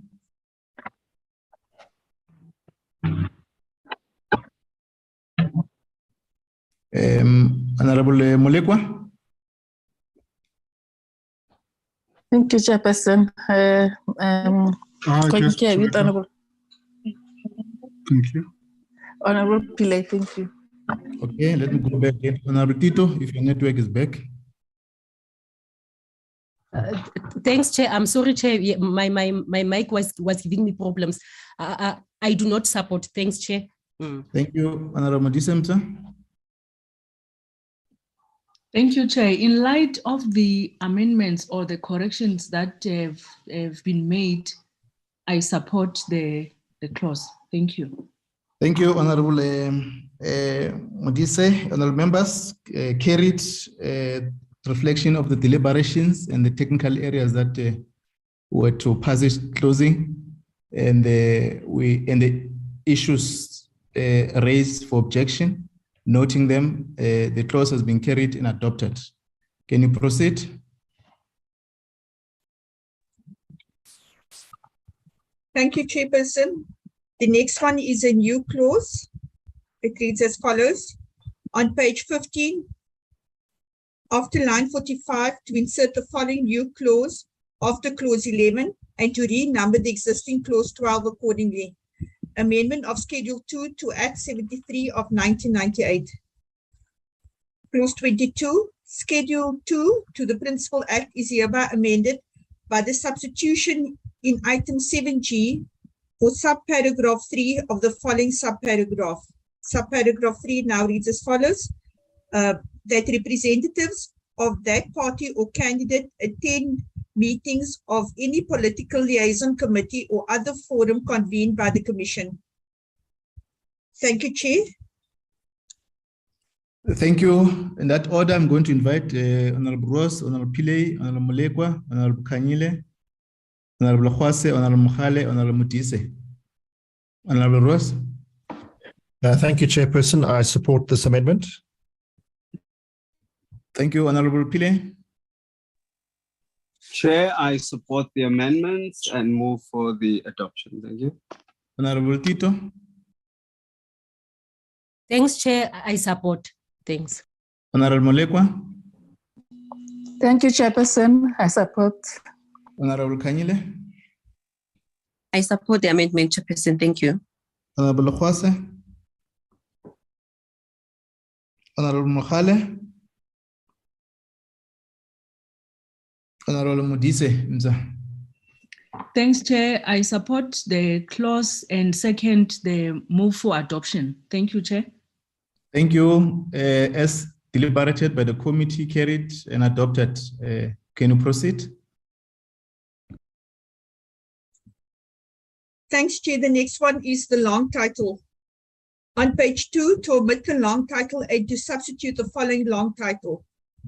To amend the Electoral Act 1998 so as to delete a definition and insert certain definitions consequential to the expansion of this act to include independent candidates as contestants to elections in the National Assembly and provincial legislatures, to provide that registered parties must submit a declaration confirming that all its candidates are registered to vote in the province where an election will take place, to provide for the nomination of independent candidates to contest elections in the National Assembly or provincial legislatures, to provide for the requirements which must be met by persons who wish to be nominated as independent candidates, to provide for the inspection of copies of lists of independent candidates and accompanying documents, to provide for objections to independent candidates, to provide for the inclusion of a list of independent candidates entitled to contest elections,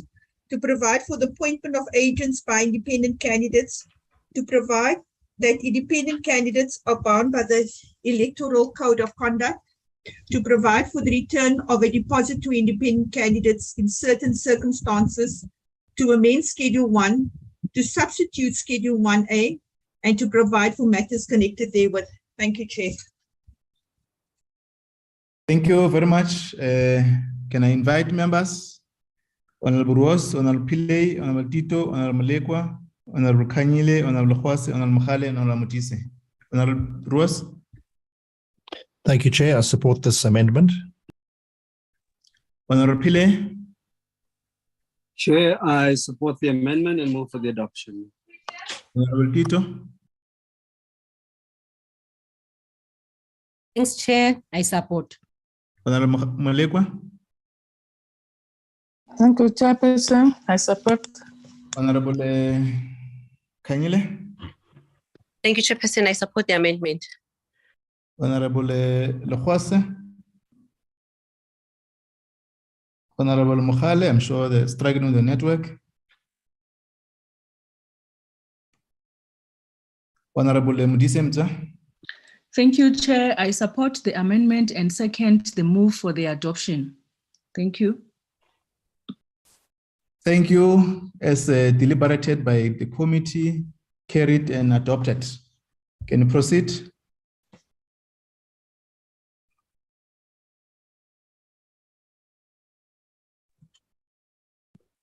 Chairperson, there's no further clauses, Chairperson. With regard to the clause, sorry to take the committee back. I just want to confirm the wording of the clause of item 21.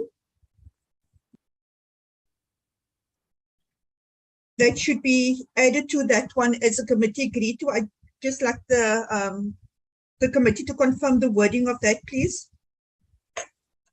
It's item 21 sub 2. That technical area Honorable Ross has raised and Mr. Shiburu has responded on. Thanks, Chair. Can I hand over to my colleague Saviwe, please?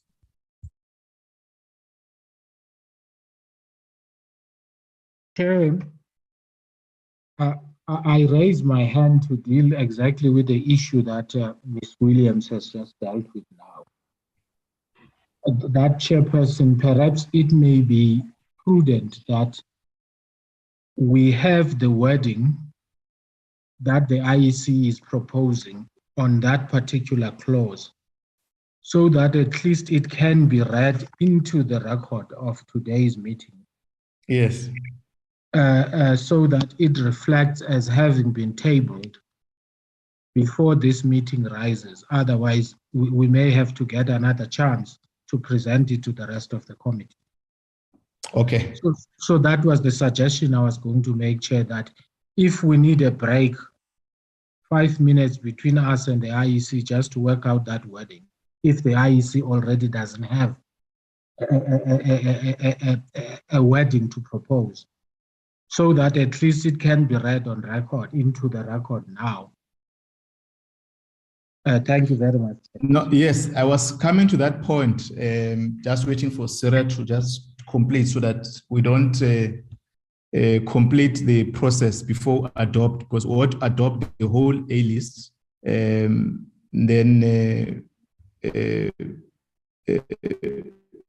invite the second process. I was going to invite the IEC just to how we're going to carry it. Mr. Shiburu, what do you think is possible so that it is read on record and members consider adoption as has been submitted?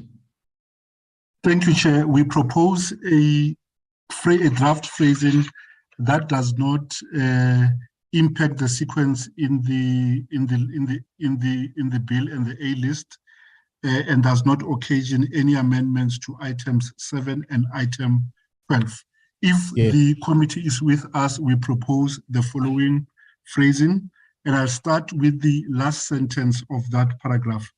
And provincial calculations performed in terms of, and now we propose the new wording, in terms of the forfeiture provisions in item 7 and item 12 as adjusted by the context. Mr. Njikela, are you suggesting that you must do it in as presented to the committee or in the manner that he has submitted Mr. Shiburu? Which one will be better place for recording purpose? Chairperson. I'll come back to you, Commissioner Miepsa. Okay. I was proposing that the new wording that is going to be inserted be read on record now, so that when we insert it, we know for sure that the committee has agreed to the wording. Yes. That was the proposal, Chair. Okay. So the new proposal has been read in record. May I request that he repeats that, Chairperson? Okay. Then before that, let me get Commissioner Miepsa. Chairperson, I think this process is very important. I was wondering whether you would indulge Mr. Njikela for a 5-minute break so that the I's are dotted and the T's are crossed, even on the wording. Okay. Can you break for, let me solicit support to break so that they work on the wording as proposed. Can I check with Honorable Pile? Thank you, Chair. No, I'm happy with that, Chair, because we must finalize this today. Thank you. Honorable Rose? Yes, Chair, I agree. I think 5 minutes is it's very quick for this kind of thing, and it's important to just get it done. Honorable Tito? Yes, Chair, I agree. Thanks. Okay, thank you very much. I just wanted to solicit that let's break for 5 minutes. What is 5 minutes, Honorable Mudise, from now on? You are back at 5 to 3. Yes, Mr. Matonzi, can you come back at 5 to 3? Yes, Chair. I won't close the system, so it will be on. Okay. No, thanks very much, members. Then Mr. Njikela and the Mr. Commissioner and the team, can you assist us? Thank you. Thank you, Chair. Thanks, Chair. Colleagues, can we remain on this platform? I'm assuming that the members will take a break so that we can just have a quick session for this 5 minutes to wrap up on the issue of Mr. Njikela, can I check, Mr. Matonzi, whether they can use the same platform or we need to create another platform quickly? I'm trying to figure out because I don't think other people will leave the platform, but I can quickly create one, but it means I have to close this one. And then people have to reconnect again. Okay, let's do this. Let's come back at 3 o'clock. Yeah, I think maybe they can create one for themselves so that they can talk because they've been talking before. You know, so yeah, I think let's take that route quickly, Mr. Njikela and Mr. Shibori. We'll come back at 3 o'clock. Yeah, let's create another platform and come back at 3 o'clock. Thank you. Thank you, Chair. Thank you. Then just walk 1 hour rows to get water. Yeah, no, it's pretty hot here as well.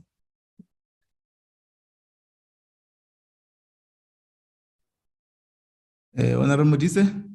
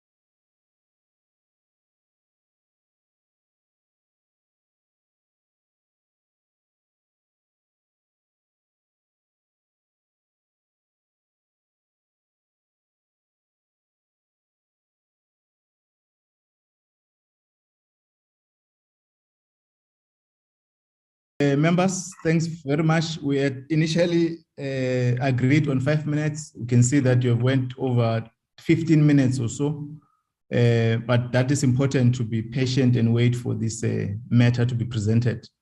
I'm now going to invite Mr. Shiburi and the team to present, and then I call members to consider adopting. Thank you.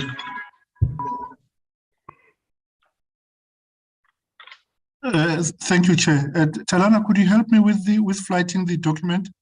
Yes, I've asked Eddie to make me a co-host, Mr. Shiburi. Okay. Okay, I will do. And Chair, I apologize profusely. I was the only non-lawyer in a meeting of lawyers, so I dragged the meeting unnecessarily because things that were obvious to my colleagues were not so obvious to me. The formulation that we propose in Chair is flighted on the screen. In respect of item 21, we wish to qualify at the sentence 1, 21, 22, from sentence 23 in the following terms: performed in terms of the forfeiture provisions of item 7 or item 12 as indicated by the context. Similarly, as it relates to section 21, subsection 2, we propose that we link this forfeiture to the forfeiture calculation in item 7 and 12 by adding the text in red, and I'll read it for the record, and provincial calculations performed in terms of the forfeiture provisions in item 7 and item 12 as indicated by the context. We submit, Chair. Thanks very much, members, and thanks the team for accepting that submission by Honorable Rose and Honorable Pillay. Can I invite comments for consideration of the addition? Honorable Rose, Honorable Pillay, Honorable Molekwa, Honorable Tito, Honorable Kanyile, Honorable Mohale, and Honorable Mutise. Honorable Rose. Thank you, Chair. I hope you can hear me. There's a lot of noise in the background. Chair, yes. First of all, thank you for considering this amendment. I think it's important. It just closes a gap. And Chair, although I think my amendment was better, I certainly am happy with the amendment that has been proposed, Chairperson. Thank you. Thank you, Honorable Rose. Honorable Pillay. Thank you very much, Chair, and let me thank all parties concerned. I support the amendments as it has been presented, and I move for the adoption. Thank you, Honorable Molekwa. Thank you, Chairperson. We accept the report as presented and adopted. Thank you. Thank you, Honorable Tito.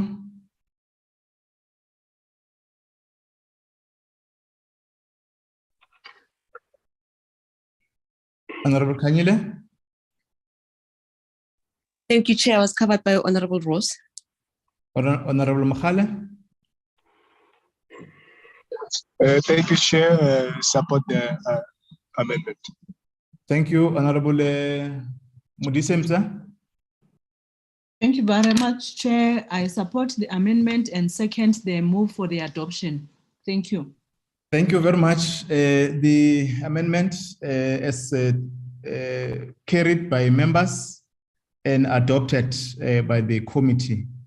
Okay, now I invite members to adopt the whole A list. And I think we're noting that there are some of the clauses which were objected. In the main, there were 3 areas where we did not find each other. The overall bill was clauses were consensus of members. And I think in the discourse of deliberation, this was also highlighted, which is allowed in terms of processing or in our work of parliamentary discussions. So I'm going to invite members just to adopt the whole A list and give indication if members are objecting or abstaining. Then we then move to close this matter. We then get a report and we close on it. Can I invite, or you have parting shot, sorry, Ms. Sore, is there any other matter before I invite members to consider adopting? No, thank you, Chairperson. We have noted the proposals by the IEC Chairperson. We would incorporate that into the bill, and it would be the A list as well as the B bill, and it will then be will accurately reflect what the committee agreed to today. Thank you, Chairperson. Thank you very much. Any other matter, Mr. Njikela? Nothing from my side, Chairperson. Thank you. Okay. Can I invite Honorable Pillay to adopt consider for the entire A list? Thank you very much, Chairperson. I move for the adoption of the A list. Thank you, Honorable Ruas. Chairperson, please note the objection of the DA. Honorable Tito. Thanks, Chair. Please note the objection of the EFF. Honorable Mulekwa. Thank you very much, Chairperson. I second the adoption of the bill. Thank you. Honorable Kanyile, just on record. Thank you, Chairperson. Please note the objection of the DA. Thank you. Honorable Mukhale. Thank you, Chairperson. Please note the objection of the EFF. Honorable, thank you, Honorable Mudise. Thank you, Chair. I support the adoption. Please note the support of the ANC. Thank you very much, members. We have now carried the A list as the reflection of the deliberations, the submissions of members' contributions of stakeholders, the state law advisor, the Parliamentary Legal Service, IEC, the Council of Home Affairs, and all the submissions that were made before the Portfolio Committee, noting issues which are relating specifically for objection of the A list. Thanks very much. The A list then adopted by the committee will now run quickly on the report for purpose of the submitting it to the House. Mr. Matonzi? Yes, Chairperson. I'll just go through the report. The report of the Portfolio Committee on Home Affairs on the Electoral Amendment Bill, B1, 2022, National Assembly, Section 75, dated 12 October 2022. The Portfolio Committee on Home Affairs, that's the committee having considered the subject of the Electoral Amendment Bill, B1, 2022, National Assembly, Section 75, referred to it and classified by the Joint Checking Mechanism as a Section 75 bill, reports the bill with amendments, that is B1A 2022. Those are the amendments that we just adopted now. The committee wishes to report as follows. Then context and background. On 11 June 2020, in the matter of the New Nation Movement and others versus the President of the Republic of South Africa and others in 2020, the Constitutional Court declared the Electoral Act 1998, Act number 73 of 1998, the Act to be unconstitutional to the extent that it requires that other citizens may be elected to the National Assembly and Provincial Legislature only through their membership of political parties. 1.2, the declaration of unconstitutionality was held to be prospective from 11 June 2020, but its operation was suspended for 24 months to allow Parliament to remedy the defect in the Act giving rise to the unconstitutionality. As per the Constitutional Court order, the defect was meant to be corrected by 10 June 2022. 1.3, on 10 January 2022, the Minister of Home Affairs introduced into Parliament the Electoral Amendment Bill B1 2020, the bill which was referred to the Portfolio Committee on Home Affairs for processing. The bill as introduced broadly proposes insect certain definition consequential to the expansion of the Act to include independent candidates as contestants to the election in the National Assembly and Provincial Legislature. Provide that registered parties must submit a declaration confirming that all their candidates are registered to vote in the region or province where an election will take place. Provide for the nomination of independent candidates to contest elections in the National Assembly or Provincial Legislature. Provide for the requirements and qualifications which must be met by persons who wish to be registered as independent candidates. Provide the procedure to follow for non-compliant nomination of independent candidates. Provide for the inspection of copies of lists of independent candidates and accompanying documents. Provide for objection to independent candidates. Provide for the inclusion of a list of independent candidates entitled to contest elections. Provide that independent candidates are banned by a electoral code of conduct. Provide for the return of a deposit to independent candidates in certain circumstances. Amend Schedule 1, substitute Schedule 1A, and provide for matters connected therewith. Then point 2, this is the parliamentary process. The Electoral Amendment Bill B1 2022 was introduced into Parliament, referred to the committee through announcement tables and committee reports, ATC, on 10 January. On 8 February 2022, the Minister of Home Affairs was invited to brief the committee on the contents of the bill. On 21 January, the bill was published for public comments. The closing date for such comments was 21 February 2022. The committee received 107 written submissions. On 1 and 2 March 2022, the committee held virtual public hearings via Zoom.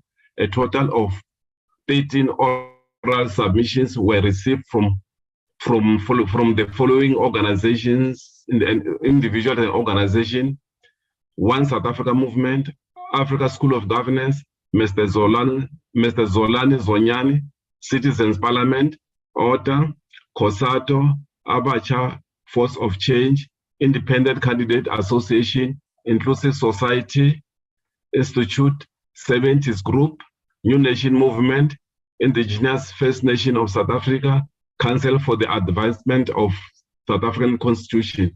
The committee also conducted provincial public hearings in all 9 provinces from 7 March to 23 March 2022. A total of 3,483 people attended the public hearings and 610 made oral submissions. Of the 610 who made the oral submissions, 389 supported the bill and 222 rejected the bill in its current format. Due to the extensive public participation process that the committee undertook, as well as the complexity of the bill, the committee foresaw that it was not going to meet the Constitutional Court deadline of 10 June 2022 to finalize the processing of the bill.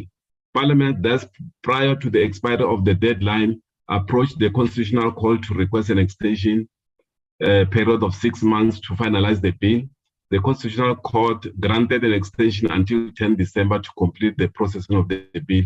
In processing the bill, the committee invited the Department of Home Affairs, the IEC, the Parliamentary Legal Service to comment on the report on public participation.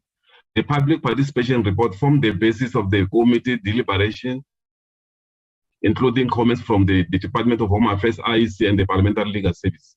The committee deliberated on the bill on several occasions and held meetings during the constituency period in June, July, and October. Following its deliberation, the committee proposed amendments to other sections of the Electoral Act 1998, which were not part of the bill, and proposed other material changes to various definitions and clauses in the bill. The committee that requested permission from the National Assembly to extend the scope of the bill in this regard. The request was made in terms of National Assembly Rule 2864B and 4C on 30 August 2022. The Assembly granted permission to the committee on 1 September, and on 2 September, the committee advertised this proposed amendment and called for public submission by 16 September, that is 2 weeks. The re-advertisement was to ensure that members of the public will have a chance to comment only on those proposed amendments, material amendments to the bill. Following this call for comments, a total of 258 submissions were received, comprising of 258 emails submissions and 3 hand-delivered submissions. Of the 231 were short emails via the advocacy group DRSA, excluding 23 duplicates. The 13 substantive submissions emails comprise of 100 pages of inputs. The 3 physically delivered submissions were from civil society, which had a total of 1,218 signatures from Defend Our Democracy, which was supported by 56 organizations, and from Dear South Africa, providing a summary of its email submission. The committee has already decided that it will only consider written submission, and there will be no any oral submissions. The committee considered all submissions received and deliberated on this on 20 and 27 September 2022 and on 4 October 2022. As a result, there were 5 significant changes informed by this additional submission and deliberation incorporated into the revised A-list. Then recommendation 3, the Portfolio Committee on Home Affairs recommend that the House adopt this report and approve the second reading of the Electoral Amendment Bill B1B 2022 report to be considered. That's all, Chairperson. Who can just adopt or maybe make some. Thank you very much, Mr. Matonsi. Members, this account to the work we've started since the Electoral Amendment Bill was tabled before Parliament on the 10th of January 2022. I will request members if there are issues to raise on it so that we consider to adopt the report as a reflection of the process we've engaged as a portfolio committee. Can I then invite Honorable Pillay, Honorable Rose, Honorable Tito, Honorable Molekwa, Honorable Kanyile, Honorable Mkhale, Honorable Mudisimta. In that order, Honorable Rose. Sorry, Honorable Pillay.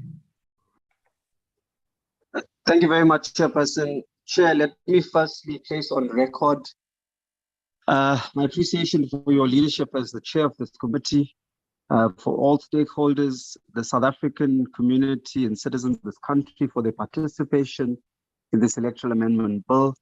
And I think that as a committee, we can breathe a sigh of relief in knowing that we have completed this process. And Chairperson, as the African National Congress, we move for the adoption of this report to be sent to the National Assembly. Thank you.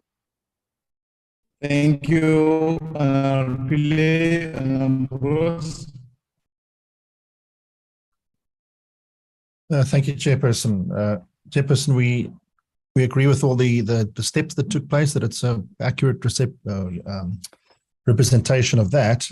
Yeah, unfortunately, we cannot accept the recommendation, and so therefore we please note our objection. Thank you. Thank you, Honorable Rose. Honorable Molekwa. Thank you very much, Chairperson. I support Honorable Pillay and move for adoption of the report that's been tabled. Thank you. Thank you, Honorable Tito. Thanks, Chair. I would also like to thank you, Chair, for your fairness on everything, especially when we started with this bill. And as the EFF Chair, we have raised our concerns, and we are not going to support this report. Thanks, Chair. Thank you, Honorable Tito. Honorable Kanyile. Thank you, Chairperson. I also wish to express myself or my appreciation on how you have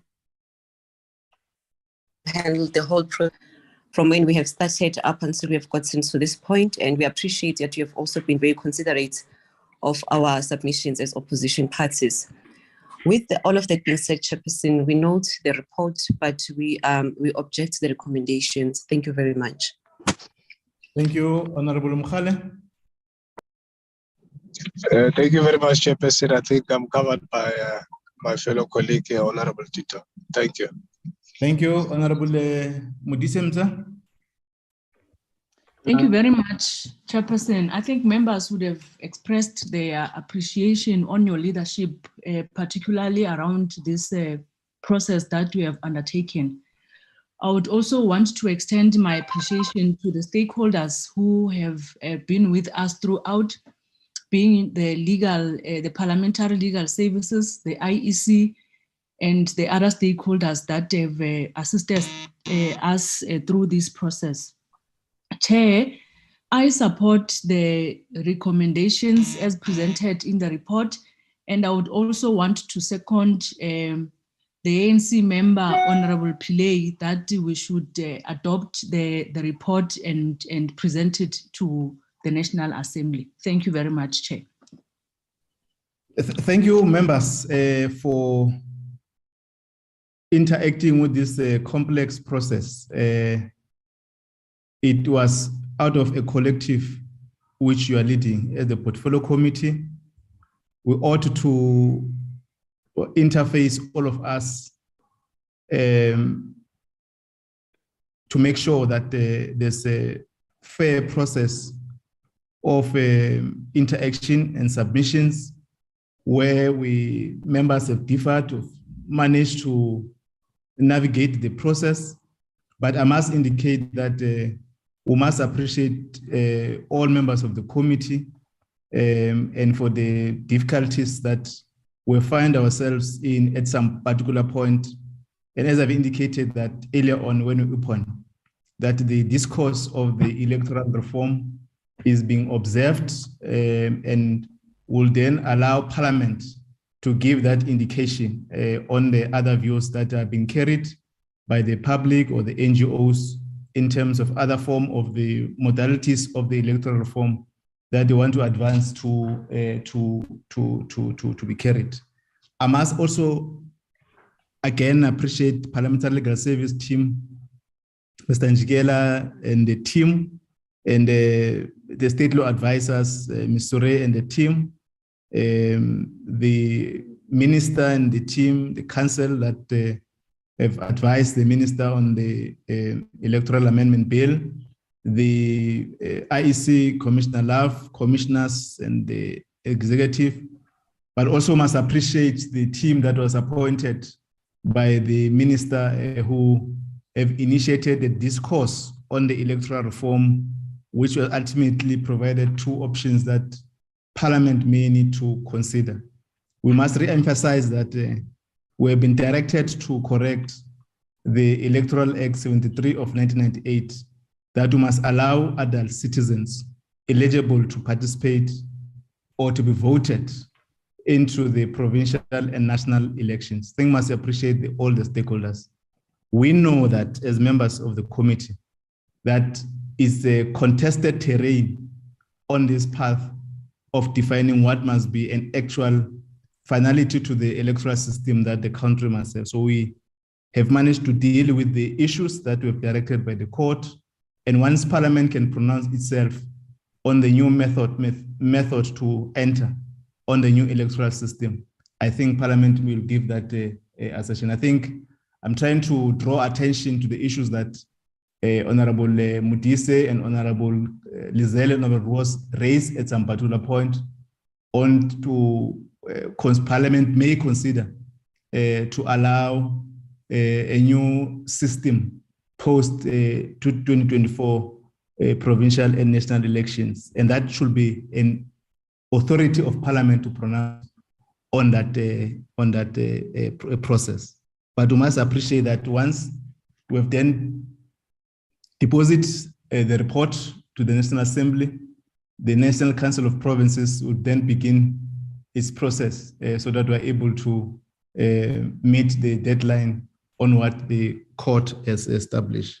Can I then invite the legal team to make their last path, state law advisor, and the IEC, then we close the session. Parliamentary Legal Service, Mr. Njikela. Chairperson, thank you very much, Chair. I do not have much to say at the moment, other than to express our appreciation, Chairperson, for the manner in which the committee has dealt and supported us throughout the process. We are very grateful for the support. Thank you very much, Chair. Thank you, Ms. Suri, State Law Advisor. Thank you, Chairperson. On behalf of the Office of the Chief State Law Advisor, we'd also like to thank the committee and your guidance, Chair, throughout this process. It was quite a challenging bill. I think when we initially got it from the department just before Christmas, and we went through the whole process, and it was complex, the issues were complex, and your guidance, you guided us through till finalizing the A list and the B bill, Chair. Just want to thank yourself and the committee, as well as the parliamentary legal team we worked closely with in the finalization of the A list and the B bill, Chairperson. Just want to say thank you very much. Thanks very much, Deputy Commissioner. Thank you very much, Chairperson. From our side, I think firstly, we'd like to appreciate the very extensive amount of time and work that all of the honourable members have put into processing this matter. I think we'd also like to appreciate the good working relations with the parliamentary legal team as well as the state law advisors. And in addition to your leadership in the whole process, Chairperson, I think we also wanted to appreciate very much the work of Eddie and Adam in terms of just following up on the administrative processes. So from our side, thanks very much, Chair. No, thanks very much. We note and I must appreciate the team that is led by Dr. Twalo, the committee members, Mr. Matonzi and Mr. Salmon knows that we've been fighting a lot, but with the interest to make sure that when the committee sits, at least members are able to run through, the stakeholders are interacting with them. But thanks very much for the pressure we're able to deal with. Thanks very much, all members. Mr. Matonzi, is there any other announcement you want to make before we stand the agenda? No, Chairperson, there's no other announcement. Okay, Mr. Adams, Salman? I'm covered, Chair. Thank you. Thanks very much. The meeting stand adjourned. Thank you. Thank you, Chair. Thank you. Thank you, ma'am. Thank you very much, Chairperson. Thank you very much, all of you. Thank you. Long live the chair. Thank you.